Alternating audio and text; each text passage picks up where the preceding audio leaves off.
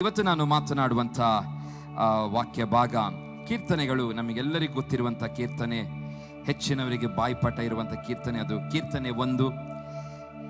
ಆ ಕೀರ್ತನೆಯ ಬಗ್ಗೆ ಸ್ವಲ್ಪ ಸಮಯ ನಾವು ಧ್ಯಾನವನ್ನು ಮಾಡಲಿಕ್ಕಿದ್ದೇವೆ. ನಾನು 2-3 ಸಂದೇಶಗಳನ್ನು ರೆಡಿ ಮಾಡುತ್ತಾ ಇದ್ದೆ. ಆದರೆ ಬೆಳಿಗ್ಗೆ ಏಳುವಾಗ ದೇವರ ಆತ್ಮನು ಈ ಕೀರ್ತನೆ ಬಗ್ಗೆ ಮಾತನಾಡಲು ನನಗೆ ಪ್ರೇರೇಪಣೆ ಕೊಟ್ಟನು. ಹಾಗಾಗಿ ಈ ಕೀರ್ತನೆಯ ಬಗ್ಗೆ ನಾನು ಮಾತನಾಡಲಿಕ್ಕಿದ್ದೇನೆ.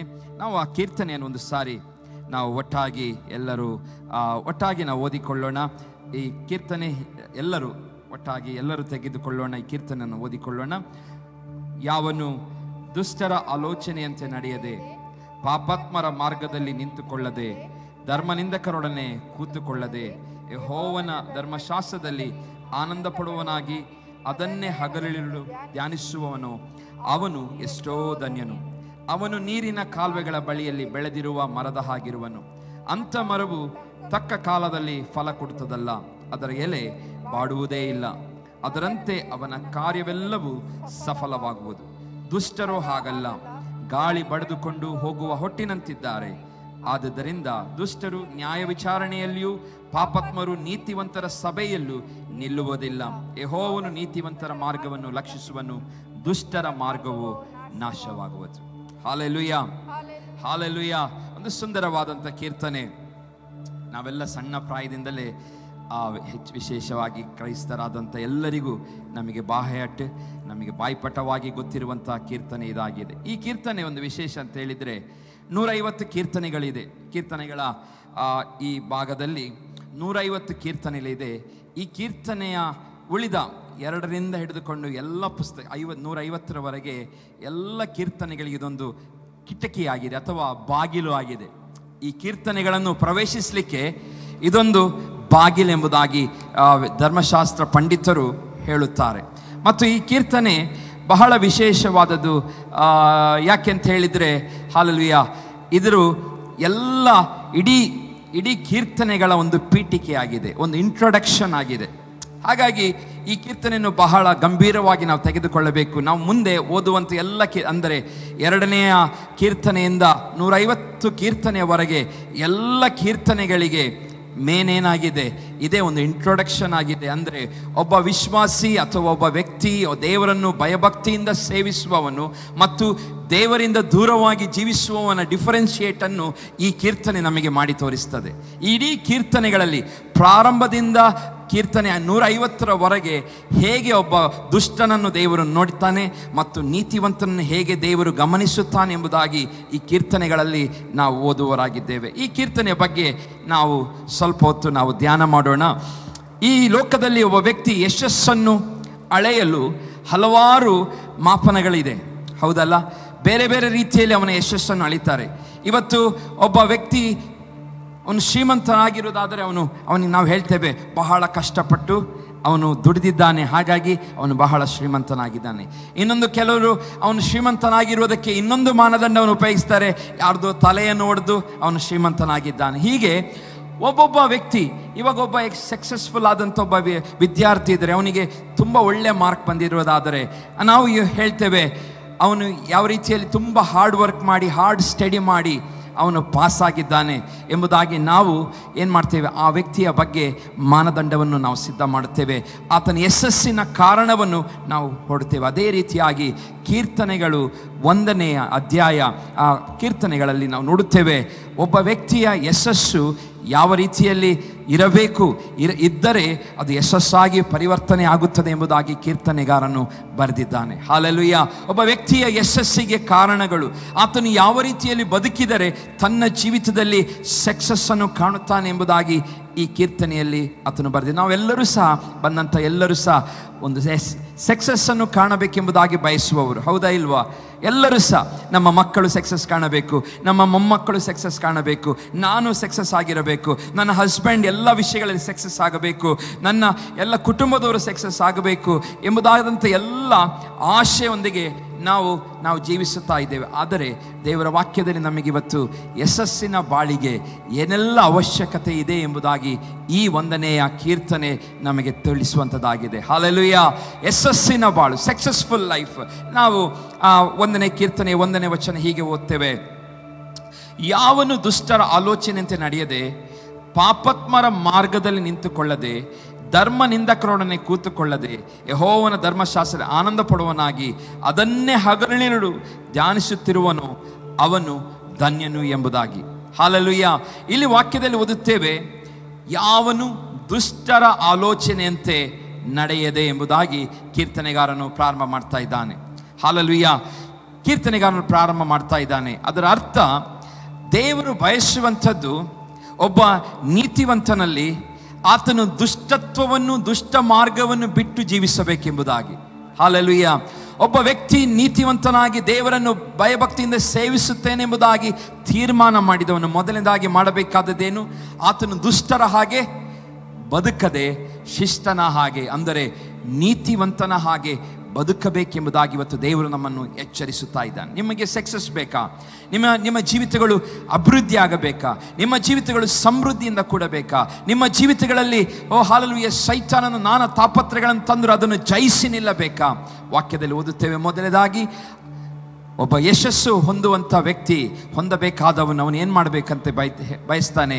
ದುಷ್ಟ ಮಾರ್ಗವನ್ನು, ಹಲ್ಲೆಲೂಯಾ, ದುಷ್ಟ ಮಾರ್ಗವನ್ನು ಬಿಟ್ಟು ಜೀವಿಸಿದರೆ ಅವನು ದೇವರಿಂದ ಆಶೀರ್ವಾದಗಳನ್ನು ಪಡೆದುಕೊಳ್ಳುತ್ತಾನೆ. ಅದೇ ಎರಡು ಭಾಗ ಎಂಬುದಾಗಿ ನಾನು ಹೇಳಿದೆ. ಮೊದಲಿನಲ್ಲಿ ದುಷ್ಟನ ಬಗ್ಗೆ ಬರೆಯಲ್ಪಟ್ಟಿದೆ, ಇನ್ನೊಂದು ನೀತಿವಂತನ ಬಗ್ಗೆ ಬರೆಯಲ್ಪಟ್ಟಿದೆ. ಆದರೆ ನೀತಿವಂತನು ಯಾವಾಗಲೂ ಸಹ ಹಲ್ಲೆಲೂಯಾ ವಾಕ್ಯದಲ್ಲಿ ಓದುವಾಗ ಆತ ನೀರಿನ ಕಾಲುವೆಗಳ ಬಳಿಯಲ್ಲಿ ಬೆಳೆಯಲ್ಪಟ್ಟ ಮರದ ಹಾಗಿರುತ್ತಾನೆಂಬುದಾಗಿ ಬರೆಯಲ್ಪಟ್ಟಿದೆ. ಅದನ್ನು ಮತ್ತೆ ನಾವು ನೋಡಿಕೊಳ್ಳೋಣ. ಇಲ್ಲಿ ನಾವು ನೋಡುವಂಥದ್ದು, ದುಷ್ಟನು ಯಶಸ್ವಿಯನ್ನು ನಮ್ಮ ಜೀವಿತದಲ್ಲಿ ನಾವು ಕಾಣಬೇಕಾದರೆ ನಾವು ಹೇಗೆ ಜೀವಿಸಬೇಕು? ಒಂದು ಯಶಸ್ಸು ಹೊಂದಿದ ವ್ಯಕ್ತಿ ಹಾಗೆಯೇ ನಾವು ಜೀವಿಸಬೇಕು. ಹಲ್ಲೆಲೂಯಾ. ಯಶಸ್ಸು ಹೊಂದಿದಂಥ, ಸಕ್ಸಸ್ ಅನ್ನು ಹೊಂದಿದ ವ್ಯಕ್ತಿ. ಯಾಕೆ ನಮಗೆ ಸಕ್ಸಸ್ ದೇವರು ಕೊಡುತ್ತಾನೆ?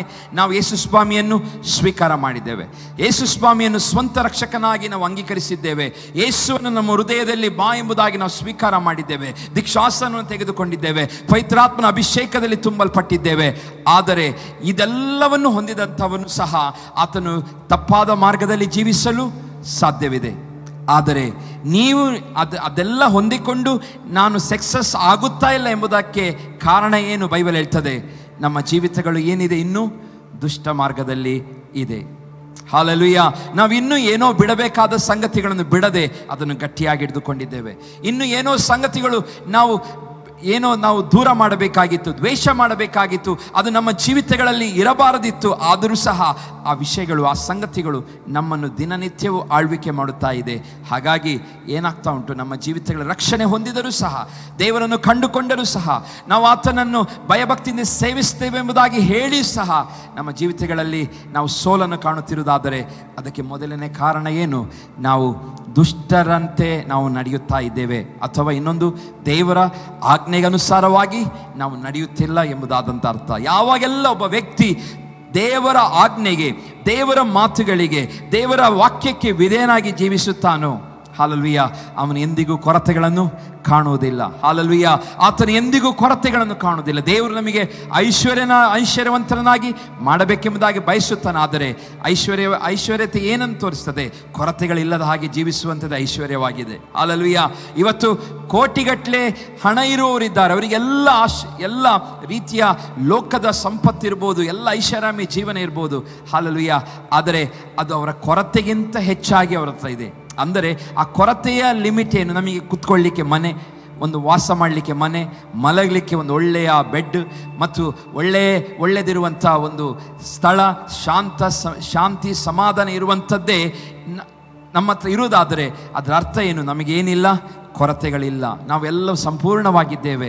ಇವತ್ತು ಐಷಾರಾಮಿ ಜೀವನದಲ್ಲಿ ಜೀವಿಸುವವನು ಮಾತ್ರ ಆತನು ಕೊರತೆ ಇಲ್ಲದವನೆಂಬುದಾಗಿ ಅಲ್ಲ. ನಾವಿವತ್ತು ಜೀವನ ಮಾಡುವಂಥ ಜೀವನದಲ್ಲಿ ಯಾವೊಂದು ವಿಷಯಗಳಲ್ಲಿ ನಮಗೆ ತೊಂದರೆ ಆಗುತ್ತಾ ಇಲ್ಲವೋ ಅದೇ ಕೊರತೆ ಇಲ್ಲದ ಜೀವನ. ಹಲ್ಲೆಲೂಯಾ. ಅದನ್ನು ದೇವರು ಅನುಗ್ರಹಿಸ್ತಾನೆಂಬುದಾಗಿ ಪೌಲನ ಮುಖಾಂತರ ನಮಗೆ ತಿಳಿಸಿದ್ದನು. ಕ್ರಿಸ್ತನ ಪ್ರಭಾವದ ಐಶ್ವರ್ಯ ತಕ್ಕ ಹಾಗೆ ನಮಗೇನನ್ನು ಮಾಡ್ತಾನಂತ ಹೇಳಿದ್ದಾನೆ? ನಮ್ಮ ಕೊರತೆಗಳನ್ನೆಲ್ಲ ನೀಗಿಸಿ ಆತನು ನಡೆಸುತ್ತಾನೆ ಎಂಬುದಾಗಿ. ಪ್ರಿಯ ದೇವಜನರೇ, ಇವತ್ತಿನ ಹೊಸ ಟ್ರೆಂಡ್ ಏನು? ಕ್ರಿಸ್ತನಲ್ಲಿ ನೀವು ಬಂದರೆ ನಿಮಗೆ ಐಶ್ವರ್ಯ ಸಿಗುತ್ತದೆ, ನೀವು ಶ್ರೀಮಂತರಾಗುತ್ತೀರಿ, ಕೋಟಿಗಟ್ಟಲೆ ಹಣ ಇರುತ್ತದೆ, ಬಂಗ್ಲೋ ಇರುತ್ತದೆ, ಹೀಗೆ ಐಷಾರಾಮಿ ಕಾರಲ್ಲಿ ಜೀವನ ಮಾಡಬಹುದು ಎಂಬುದಾದಂಥ ಹಲ್ಲೆಲೂಯಾ ತಪ್ಪಾದಂಥ ಬೋಧನೆಯನ್ನು, ತಪ್ಪಾದಂಥ ವಿಷಯಗಳನ್ನು ನಮ್ಮ ಮನಸ್ಸಿನಲ್ಲಿ ಏನು ಮಾಡ್ತಾ ಇದ್ದಾರೆ, ಹಾಕಿ ಯಾವಾಗೆಲ್ಲ ಸಮಸ್ಯೆಗಳು ಬರುತ್ತದೋ, ನಾವು ಏನಾದ್ರು ಯಾವುದಾದ್ರೂ ಪರಿಸ್ಥಿತಿಯಲ್ಲಿ ಸಿಕ್ಕಿಕೊಳ್ಳುತ್ತೇವೋ ಆ ಸಮಯದಲ್ಲಿ ನಾವೇನು ಮಾಡ್ತೇವೆ, ದೇವರನ್ನು ದೂರಲಿಕ್ಕೆ ಪ್ರಾರಂಭ ಮಾಡ್ತೀವಿ. ಯಾಕೆ? ಮನುಷ್ಯ ನಮಗೇನು ಹೇಳಿದ್ದಾನೆ, ನಿನಗೆ ಯೇಸು ನಂಬಿದರೆ ಐಷಾರಾಮಿಯಾದ ಜೀವನ ಸಿಗುತ್ತದೆ, ನಿನ್ನ ಕಾಯಿಲೆಗಳು ಹೋಗ್ತದೆ, ಕಷ್ಟಗಳು ಹೋಗ್ತದೆ, ಕಣ್ಣೀರು ಹೋಗ್ತದೆ, ಚಿಂತೆ ಹೋಗ್ತದೆ, ಹಲ್ಲೆಲೂಯಾ, ನೀನು ಎಲ್ಲರಿಗಿಂತ ಶ್ರೀಮಂತನಾಗುತ್ತಿ, ಹಲ್ಲೆಲೂಯಾ ಎಂಬುದಾಗಿ ಜನರು ನಿಮಗೆ ತಪ್ಪಾದದ್ದು. ಆದರೆ ಪ್ರಿಯ ದೇವಜನರೇ, ಹೌದು, ನಮ್ಮ ದೇವರು ನಮ್ಮ ಎಲ್ಲ ಕೊರತೆಗಳನ್ನು ನೀಗಿಸುತ್ತಾನೆ. ನಮಗೆ ಯಾವೊಂದು ಕೊರತೆ ಇಲ್ಲದ ಹಾಗೆ ದಿನನಿತ್ಯ ಉಡಲು ನಮಗೆ ವಸ್ತ್ರ, ಅಲ್ಲಿ ತಿನ್ನಲು ನಮಗೆ ಆಹಾರ, ಹೀಗೆ ಕೊಟ್ಟು ನಮ್ಮ ಪ್ರತಿಯೊಂದು ಕೊರತೆಗಳನ್ನು ನೀಗಿಸುತ್ತಾನೆ ಎಂಬುದಾಗಿ ದೇವರು ಹೇಳಿದ. ಅದೇ ಶ್ರೀಮಂತಿಕೆ ಆಗಿದೆ. ಎಷ್ಟೋ ಜನರಿಗೆ ಆ ಒಂದು ಆಶೀರ್ವಾದವೂ ಇಲ್ಲ. ಎಷ್ಟೋ ಜನ ನಾವು ನೋಡುತ್ತೇವೆ, ಭಾರತಾದ್ಯಂತ ಒಂದು ಹೊತ್ತಿನ ಊಟಕ್ಕೆ ಜನರು ಕಷ್ಟಪಡುತ್ತಾ ಇದ್ದಾರೆ, ಒಂದು ಹೊತ್ತಿನ ಆಹಾರಕ್ಕೋಸ್ಕರ ಜನರು ಕಣ್ಣೀರು ಹೊಡಿತಾ ಇದ್ದಾರೆ, ಭಿಕ್ಷೆ ಬೇಡುತ್ತಾ ಇದ್ದಾರೆ, ಯಾವುದ್ಯಾವುದೋ ರೀತಿಯಲ್ಲಿ ಹಣವನ್ನು ಸಂಪಾದನೆ ಮಾಡಿ ತಮ್ಮ ಹೊಟ್ಟೆ ಹಸಿವನ್ನು ನೀಗಿಸಿಕೊಳ್ಳಲು ಪ್ರಯತ್ನ ಪಡುತ್ತಾ ಇದ್ದಾರೆ ಪ್ರಿಯರೇ. ಆದರೆ ನಮ್ಮ ದೇವರು ಎಲ್ಲ ಕೊರತೆಗಳನ್ನು ನೀಗಿಸಿದ್ದಾನೆ. ನಾವು ಯಾಕೆ ನಮಗೆ ದೇವರು ಕೊರತೆ ನೀಗಿಸ್ತಾನೆ? ನಾವು ಆತನ ವಾಕ್ಯಕ್ಕೆ ಅನುಗುಣವಾಗಿ ಜೀವಿಸುವಾಗ ದೇವರು ನಮ್ಮ ಕೊರತೆಗಳನ್ನು ನೀಗಿಸುವನಾಗಿದ್ದಾನೆ ಪ್ರಿಯರೇ. ಹೌದು, ನಾವು ದುಷ್ಟರಾಗಿ ಜೀವಿಸುವುದಾದರೆ, ಹಲ್ಲೆಲೂಯಾ, ನಾವು ದುಷ್ಟರ ಹಾಗೆ ನಂಬಿಕೊಂಡು ಜೀವಿಸುವುದಾದರೆ ನಮಗೇನು ಸಿಗುವುದಿಲ್ಲ, ನಮಗೆ ಕರ್ತನಿಂದ ನಮಗೆ ಆಶೀರ್ವಾದ, ಸಕ್ಸಸ್ ನಮಗೆ ಸಿಗುವುದಿಲ್ಲ ಪ್ರಿಯರೇ. ಹಲ್ಲೆಲೂಯಾ. ದುಷ್ಟರ ಹಾಗೆ ಆಲೋಚನೆಯನ್ನು ಕೇಳುವಂಥದ್ದು. ಇಲ್ಲಿ ವಾಕ್ಯದಲ್ಲಿ ಓದುತ್ತೇವೆ, ಯಾವನು ದುಷ್ಟರ ಆಲೋಚನೆಯಂತೆ ನಡೆಯದೆ. ಇಲ್ಲಿ ವಾಕ್ಯದಲ್ಲಿ ಓದುತ್ತೇವೆ, ಒಬ್ಬ ವ್ಯಕ್ತಿ ಸಕ್ಸಸ್ ಅನ್ನು ಹೊಂದಿಕೊಳ್ಳಬೇಕಾದರೆ ದುಷ್ಟರ ಆಲೋಚನೆಯಂತೆ ನಡೆಯಬಾರದು. ಅಂದರೆ ಇನ್ನೊಂದು ಅರ್ಥದಲ್ಲಿ ದುಷ್ಟರನ್ನು ನಾವೇನು ಮಾಡಬಾರ್ದು, ಕೇಳಬಾರದು. ಹಲ್ಲೆಲೂಯಾ. ದುಷ್ಟರು ಹೇಳುವಂಥ ಐಡಿಯಾಸ್ಗಳನ್ನು, ದುಷ್ಟರು ನಮಗೆ ನಡೆಸುವಂಥ ಹಲ್ಲೆಲೂಯಾ ಯಾವ ರೀತಿಯಲ್ಲಿ ನಾವೇನಾಗಬಾರ್ದು, ಆ ಟ್ರ್ಯಾಪಿಗೆ ಒಳಗಾಗಬಾರದು ಎಂಬುದಾಗಿ ಇಲ್ಲಿ ದೇವರು ನಮಗೆ ತಿಳಿಸ್ತಾ ಇದ್ದಾನೆ. ದುಷ್ಟರ ಹಾಗೆ ನಾವು ಕೇಳುವಂಥದ್ದು, ದುಷ್ಟರ ಆಲೋಚನೆಯನ್ನು ಕೇಳುವಂಥದ್ದು. ಇವತ್ತು ನಾವು ಕ್ರೈಸ್ತರಾಗಿ ಹೆಚ್ಚಾಗಿ ದುಷ್ಟರ ಆಲೋಚನೆಗಳನ್ನು ಹೆಚ್ಚಾಗಿ ಕೇಳುತ್ತಾ ಇದ್ದೇವೆ ಬಿಟ್ಟರೆ ದೇವರ ವಾಕ್ಯದಲ್ಲಿ ದೇವರು ನಮಗೆ ತಿಳಿಸುವಂಥ ಯಾವ ವಾಕ್ಯಗಳನ್ನು ನಾವು ಏನು ಮಾಡ್ತಾ ಇಲ್ಲ, ಕೈಕೊಂಡು ನಡೆಯುತ್ತಾ ಇಲ್ಲ. ಇದೆಲ್ಲ ನಮ್ಮ ಜೀವಿತಕ್ಕೊಂದು ಅಡ್ಡಿಯಾಗಿದೆ ಪ್ರಿಯರೇ. ಇವತ್ತು ನಾವು ನೆನಪಿಟ್ಕೊಳ್ಳೋಣ, ಇವತ್ತು ನಮಗೆ ಕ್ರೈಸ್ತರಾದಂಥ ಗೆಳೆಯರಿದ್ದಾರೆ, ಅನ್ಯ ಗೆಳೆಯರಿದ್ದಾರೆ. ಇವತ್ತು ನಾವು ಯಾರನ್ನು ಕೇಳಬೇಕೆಂಬುದಾಗಿ ದೇವರು ಬಯಸ್ತಾನೆ. ಹಲ್ಲೆಲೂಯಾ. ದುಷ್ಟರ ಆಲೋಚನೆ ಅಲ್ಲ, ದೇವರನ್ನು ಕಂಡುಕೊಳ್ಳದವರ ಆಲೋಚನೆ ಅಲ್ಲ. ನಾವು ಯಾರ ಆಲೋಚನೆ ಕೇಳಬೇಕು? ಸಿಸ್ಟರ್ ಆಲೋಚನೆ, ದೇವ ಮಕ್ಕಳ ಆಲೋಚನೆ. ಅದಕ್ಕೆಲ್ಲದಕ್ಕಿಂತ ವಿಶೇಷವಾಗಿ ದೇವರಿಂದ ನಮಗೆ ಅನುಗ್ರಹಿಸುವಂಥ ಆಲೋಚನೆಗಳನ್ನೇ ನಾವು ಪಡೆದು ಜೀವಿಸಬೇಕೆಂಬುದಾಗಿ ದೇವರು ಬಯಸುವನಾಗಿದ್ದಾನೆ ಪ್ರಿಯರೇ. ಹಾಗೆ ವಾಕ್ಯದಲ್ಲಿ ಓದುವುದು ಹಾಗೆ ನಾವು ದುಷ್ಟರ ಹಾಗೆ ನಾವು ಬದುಕಬಾರದು. 2 ಕೊರಿಂಥದಲ್ಲಿ ನಾವು ಓದುತ್ತೇವೆ 5ನೇ ಅಧ್ಯಾಯ 17ನೇ ವಚನದಲ್ಲಿ, 2 ಕೊರಿಂಥ 5:17, ಹೀಗಿರಲಾಗಿ ಯಾವನಾದರೂ ಕ್ರಿಸ್ತನಲ್ಲಿದ್ದರೆ ಅವನು ನೂತನ ಸೃಷ್ಟಿಯಾದನು, ಈಗೋ ಪೂರ್ವ ಸ್ಥಿತಿ ಹೋಗಿ ಎಲ್ಲ ನೂತನವಾಯಿತು. ಪ್ರಿಯರೇ, ಇವತ್ತು ನಾವು ಕ್ರಿಸ್ತನಲ್ಲಿದ್ದರೆ ವಾಕ್ಯದಲ್ಲಿ ಓದುತ್ತೇವೆ, ದೇವರು ನಮ್ಮನ್ನು ನೂತನ ಸೃಷ್ಟಿಯಾಗಿ ಮಾಡುತ್ತಾನೆ. ಹಲ್ಲೆಲೂಯಾ. ಪೂರ್ವ ಸ್ಥಿತಿಯು ಹೋಗಿ ಎಲ್ಲವೂ ನೂತನವಾಯಿತು. ಇವತ್ತು ಪ್ರಿಯ ದೇವ ಜನರೇ, ನಾವು ರಕ್ಷಣೆ ಹೊಂದಿದ್ದೇವೆ, ನಮ್ಮ ಪೂರ್ವ ಸ್ಥಿತಿಯು ಹೋಗಿದೆಯೋ? ನಮ್ಮ ಎಲ್ಲವೂ ನೂತನವಾಗಿದೆ. ಇಲ್ಲಿ ದೇವರು ಬಯಸುವಂಥದ್ದು ನಮ್ಮದು ಎಲ್ಲವೂ ನೂತನವಾಗಬೇಕೆಂಬುದಾಗಿ. ಹಲ್ಲೆಲೂಯಾ. ನಮ್ಮ ಮಾತಲ್ಲಿ ನೂತನತೆ, ನಮ್ಮ ನೋಟದಲ್ಲಿ ನೂತನತೆ, ನಮ್ಮ ಕ್ರಿಯೆಯಲ್ಲಿ ನೂತನತೆ, ನಮ್ಮ ವಿಶ್ವಾಸ ಜೀವಿತದಲ್ಲಿ ನೂತನತೆ, ನಾವು ಹೊರಗಡೆ ಪಬ್ಲಿಕ್ ಲೈಫಲ್ಲಿ ನಾವು ಇರುವಾಗ ಅಲ್ಲಿ ನೂತನತೆ, ನಾವು ಕೆಲಸ ಮಾಡುವ ಸ್ಥಳದಲ್ಲಿ ನೂತನತೆ. ಇದು ದೇವರು ಬಯಸುವಂಥದ್ದಾಗಿದೆ ಪ್ರಿಯರೇ. ಹಲ್ಲೆಲೂಯಾ. ವಾಕ್ಯದಲ್ಲಿ ಓದುತ್ತೇವೆ, ಯಾವನಾದರೂ ಕ್ರಿಸ್ತನಲ್ಲಿದ್ದರೆ ಅವನು ನೂತನ ಸೃಷ್ಟಿಯಾಗಿ ಪೂರ್ವ ಸ್ಥಿತಿ ಎಲ್ಲ ಹೋಗಿ ನೂತನವಾಗಿ ಆತನು ಇರುತ್ತಾನೆ ಎಂಬುದಾಗಿ. ಹಲ್ಲೆಲೂಯಾ. ಹಳೆ ಮನುಷ್ಯನು ಮತ್ತು ಹಳೆ ಸ್ವಭಾವ ನಿರಂತರವಾಗಿ ಏನು ಮಾಡಬೇಕು? ನಾವು ದೂರದಲ್ಲಿಡಬೇಕು. ಹಲ್ಲೆಲೂಯಾ. ನಿರಂತರವಾಗಿ ನಾವು ದೂರದಲ್ಲಿಡಬೇಕು. ಹಳೆ ಸ್ವಭಾವಗಳು ನಮ್ಮ ಸಮೀಪಕ್ಕೆ ಬಾರದ ಹಾಗೆ ನಮ್ಮಲ್ಲಿ ಹಲ್ಲೆಲೂಯಾ ಶುದ್ಧತ್ವವನ್ನು ಕಾಪಾಡಿಕೊಳ್ಳಬೇಕು. ನಿರಂತರವಾಗಿ ದಿನವೂ, ಇದು 1 ದಿವಸ 2 ದಿವಸ ಅಲ್ಲ, ನಿರಂತರವಾದಂಥ ಪ್ರೊಸೆಸ್ ಇದು. ಪ್ರತಿ ದಿನವೂ ಸಹ ಈ ಎಲ್ಲ ಸಂಗತಿಗಳಿಗೆ ನಾವು ದೂರವಾಗಿರಬೇಕು. ಹಳೆ ಮನುಷ್ಯ ಅಂದರೆ ನಾವು ರಕ್ಷಣೆ ಹೊಂದುವುದಕ್ಕಿಂತ ಮುಂಚಿತವಾಗಿ, ಅಥವಾ ದೇವರ ಜ್ಞಾನವು ನಮಗೆ ದೊರಕುವುದಕ್ಕಿಂತ ಮುಂಚಿತವಾಗಿ, ರಕ್ಷಣೆಯನ್ನು ಹೊಂದುವುದಕ್ಕಿಂತ ಮುಂಚಿತವಾಗಿ ಇದ್ದಂಥ ಹಳೆಯ ಜೀವಿತ ಏನಾಗಬೇಕೆಂಬುದಾಗಿ ದೇವರು ಬಯಸುತ್ತಾ ಇದ್ದಾನೆ. ನೂತನವಾಗಬೇಕು, ಹೊಸದಾಗಬೇಕು. ಹಾಲೆಲೂಯ. ಯಾವಾಗ ಹಾಗೆ ಜೀವಿಸುತ್ತಾನೋ ಅವನು ಹಾಲೆಲೂಯ ದುಷ್ಟರೊಂದಿಗೆ, ದುಷ್ಟರ ಆಲೋಚನೆಯಲ್ಲಿ ಎಂದಿಗೂ ಏನಾಗುವುದಿಲ್ಲ, ಅವನು ಸೇರಿಕೊಳ್ಳುವುದಿಲ್ಲ. ಇವತ್ತು ಹಾಲೆಲೂಯ ನಮ್ಮ ಬಹಳ ದೊಡ್ಡ ಮಿಸ್ಟೇಕ್ ಅಂತ ಹೇಳಿದರೆ, ನಾವು ಫಸ್ಟ್ ಪ್ರಯಾರಿಟಿ ಯಾರಿಗೆ ಕೊಡ್ತಾ ಇದ್ದೇವೆ? ದುಷ್ಟನಿಗೆ ನಾವು ಕೊಡುತ್ತಾ ಇದ್ದೇವೆ. ದುಷ್ಟ ಜನರ ಅವರ ಮಾತುಗಳಿಗೆ ನಾವು ಪ್ರಯಾರಿಟಿ ಜಾಸ್ತಿ ಕೊಡ್ತಾ ಇದ್ದೇವೆ. ದುಷ್ಟರ ಆಲೋಚನೆ, ದುಷ್ಟರ ಸಕ್ಸಸ್, ಅದರಲ್ಲಿ ನಾವು ಅದನ್ನು ನೋಡಿ ನಾವು ಸಂತೋಷಪಟ್ಟು ಆ ರೀತಿ ಆಗಬೇಕೆಂಬುದಾಗಿ ಬಯಸ್ತಾ ಇದ್ದೇವೆ ಪ್ರಿಯರೇ. ಹಾಲೆಲೂಯ. ನಾವು ಕ್ರಿಸ್ತನನ್ನು ನಂಬಿದಾಗ ನಮ್ಮ ಸಕ್ಸಸ್ ಸ್ಟೋರಿಯನ್ನು ದೇವರು ಬದಲಾಯಿಸುತ್ತಾನೆ. ಹಾಲೆಲೂಯ. ನಮ್ಮ ಸಕ್ಸಸ್ ಲೈಫನ್ನು ದೇವರು ಆತನಿಗೆ ಬದಲಾಯಿಸಲಿಕ್ಕೆ ಶಕ್ತಿ ಉಂಟು. ಅದಕ್ಕೆ ಪ್ರಿಯ ದೇವ ಮಕ್ಕಳೇ, ಒಂದು ನೆನಪಿಟ್ಕೊಳ್ಬೇಕು, ಹಾಲೆಲೂಯ, ದುಷ್ಟರ ಆಲೋಚನೆಯಂತೆ ನಾವು ನಡೆಯಬಾರದು ಎಂಬುದಾಗಿ. ಹಾಲೆಲೂಯ. ದುಷ್ಟರ ಆಲೋಚನೆಯಂತೆ ನಡೆಯಬಾರದು. ಮತ್ತೆ ನಾವು ನೋಡುವಂಥದ್ದು, ಅವರು ದುಷ್ಟರ ಮಧ್ಯದಲ್ಲಿಯೂ ಸಹ ಕಾಣಿಸಿಕೊಳ್ಳಬಾರದು. ಆಲೋಚನೆ ಮಾತ್ರ ಅಂತ ಅಲ್ಲ, ಅವರ ಮಧ್ಯದಲ್ಲಿಯೂ ಸಹ ಒಬ್ಬ ವ್ಯಕ್ತಿ, ದೇವ ಭಕ್ತನು ಏನು ಮಾಡಬಾರ್ದು? ಕಾಣಿಸಿಕೊಳ್ಳಬಹುದು. ಅದಕ್ಕೂ ಸಹ ಪೌಲನು ಉತ್ತಮವಾದ ಮಾತುಗಳನ್ನು ಹೇಳ್ತಾನೆ. 2 ಕೊರಿಂಥ 6ನೇ ಅಧ್ಯಾಯ 17ನೇ ವಚನದಲ್ಲಿ ಹೀಗೆ ಓದುತ್ತೇವೆ. 2 ಕೊರಿಂಥ ಅದರ 6ನೇ ಅಧ್ಯಾಯ 17ನೇ ವಚನ. ಆದುದರಿಂದ ಅನ್ಯ ಜನರ ಮಧ್ಯದಲ್ಲಿಂದ ಹೊರಟು ಬಂದು ಪ್ರತ್ಯೇಕವಾಗಿರಿ, ಅಶುದ್ಧವಾದ ಯಾವುದನ್ನು ಮುಟ್ಟದಿರಿ ಎಂದು ಕರ್ತನು ಹೇಳುತ್ತಾನೆ. ಹಾಲೆಲೂಯ. ಪೌಲನು ಕೊರಿಂಥ ಸಭೆಗೆ ಹೇಳ್ತಾ ಇದ್ದಾನೆ, ಅನ್ಯ ಜನರ ಮಧ್ಯದಲ್ಲಿಂದ ಹೊರಟು ಬಂದು ಪ್ರತ್ಯೇಕವಾಗಿರಿ. ಇವತ್ತು ಅನ್ಯ ಜನರ ಮಧ್ಯದಲ್ಲಿ ನಾವಿದ್ದೇವಾ? ಅಂದರೆ ನಮ್ಮ ಒಡನಾಟವು ಅನ್ಯ ಜನರ ಮಧ್ಯದಲ್ಲಿ ಜಾಸ್ತಿ ಗುರುತಿಸಲ್ಪಡುತ್ತಾ ಇದ್ದೇವೋ? ಎಷ್ಟೋ ಜನ ವಿಶ್ವಾಸಿಗಳು, ನಾನು ಎಷ್ಟೋ ಸಲ ಹೇಳಿದ್ದೇನೆ, ಸೀಕ್ರೆಟ್ ಆಗಿರುತ್ತಾರೆ. ಹಾಲೆಲೂಯ. ಆರಾಧನೆಗೆ ಬರುವಾಗ ವಿಶ್ವಾಸಿಗಳಾಗಿರುತ್ತಾರೆ, ಹೊರಗೆ ಹೋದ ನಂತರ ಅವರು ವಿಶ್ವಾಸಿಗಳಾಗಿ ಕಾಣಿಸಲ್ಪಡುವುದಿಲ್ಲ. ಅನ್ಯ ಫ್ರೆಂಡ್ಸ್ ಸಿಕ್ಕಿದರೆ ಅನ್ಯರೊಂದಿಗೆ ಅವರು ಇರುತ್ತಾರೆ. ಯಾಕಂದರೆ ನಾನು ಈ ಸೇವೆಯ ವಿಷಯಗಳಿಗಿಂತ ಮುಂಚಿತವಾಗಿ ನಾನು ಸದೇ ರೀತಿಯಾಗಿ ಜೀವಿಸುತ್ತಾ ಇದ್ದೆ. ಪ್ರಿಯರೇ, ಇವತ್ತು ಅಂಥ ಜೀವಿತವನ್ನು ದೇವರು ಬಯಸುವುದಿಲ್ಲ. ದೇವರು ನಮ್ಮನ್ನು ಯಾವಾಗ ನಾವು ಕ್ಷಮೆಯನ್ನು ಕೇಳುತ್ತೇವೋ, ಆ ದೇವರು ತಾನೇ ನಮಗೆ ಕ್ಷಮೆಯನ್ನು ಕೊಡುವಾತನಾಗಿದ್ದಾನೆ. ನಮ್ಮ ಪಶ್ಚಾತ್ತಾಪ ಹೃದಯವನ್ನು ನೋಡುವನಾಗಿದ್ದಾನೆ. ಅದಕ್ಕೆ ದೇವರು ಹೇಳ್ತಾ ಇದ್ದಾನೆ, ದುಷ್ಟರ ಮಧ್ಯದಲ್ಲಿಯೂ ಸಹ ನೀವು ಕಾಣಿಸಿಕೊಳ್ಳಬೇಡಿರಿ. ಅಂದರೆ ಪಾಪಾತ್ಮನ ಮಾರ್ಗದಲ್ಲಿ ನಿಂತುಕೊಳ್ಳಬೇಡಿರಿ, ಧರ್ಮ ನಿಂದಕರೊಡನೆ ಕೂತುಕೊಳ್ಳಬೇಡಿರಿ. ಅಂದರೆ ಇವತ್ತು ನಿಲ್ಲುವಂಥದ್ದು, ಕೂತುಕೊಳ್ಳುವಂಥದ್ದು ಸಹ ದೇವರು ಏನು ಮಾಡ್ತಾ ಇದ್ದಾನೆ? ನೋಡುತ್ತಾ ಇದ್ದಾನೆ. ನೀವು ದುಷ್ಟರ ಮಧ್ಯದಲ್ಲಿ ನಿಂತುಕೊಳ್ತಾ ಇರುವುದಾದರೆ, ಕೂತುಕೊಳ್ಳುತ್ತಾ ಇದ್ದಾರೆ, ಹಾಲೆಲೂಯ, ಅವರೊಂದಿಗೆ ನೀವು ಎಲ್ಲ ವಿಷಯಗಳನ್ನು ಶೇರ್ ಮಾಡಿಕೊಂಡು ಜೀವಿಸುತ್ತಿರುವುದಾದರೆ ಅದು ನಮಗೇನು ತರುವುದಿಲ್ಲ? ಆಶೀರ್ವಾದವನ್ನು ತರುವುದಿಲ್ಲ ಪ್ರಿಯರೇ. ನಾವು ಸೋದೋಮ್ ಗೋಮರ ನಮಗೆ ಗೊತ್ತಿದೆ. 19ನೇ ಆದಿಕಾಂಡ 19ನೇ ಅಧ್ಯಾಯದಲ್ಲಿ ಓದ್ತೇವೆ. ಯಾಕೆ ದೇವರು ಸೋದೋಮ್ ಗೋಮರನ್ನು ನಾಶ ಮಾಡಿದನು? ಅವರು ನಿಂತುಕೊಳ್ಳುವುದು ಸರಿ ಇರಲಿಲ್ಲ, ಕುಳಿತುಕೊಳ್ಳುವುದು ಸರಿ ಇರಲಿಲ್ಲ, ಅವರು ನಡೆಯುವುದು, ಅವರ ನಡವಳಿಕೆ ಏನಾಗಿರಲಿಲ್ಲ, ಸರಿ ಇರಲಿಲ್ಲ. ಆ ನಿಮಿತ್ತವಾಗಿ ನಾವು ನೋಡುತ್ತೇವೆ, ದೇವರು ಇಡೀ ಸೋದೋಮ್ ಗೋಮರ ಪಟ್ಟಣವನ್ನು ಏನು ಮಾಡ್ತಾನೆ? ನಾಶ ಮಾಡುತ್ತಾನೆ. ಹಾಲೆಲೂಯ. ಇವತ್ತು ಪ್ರಿಯ ದೇವ ಜನರೇ, ನಮ್ಮ ಜೀವಿತಗಳಲ್ಲಿ ಆಶೀರ್ವಾದ ಯಾರ ಕೈಯಲ್ಲಿದೆ?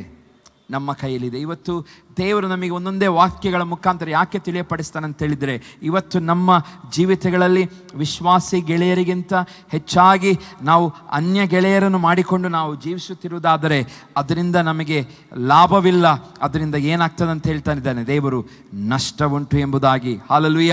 ಅನ್ಯ ಜನರ ಮಧ್ಯದಿಂದ ಹೊರಟು ಬಂದು ಪ್ರತ್ಯೇಕವಾಗಿರಿ.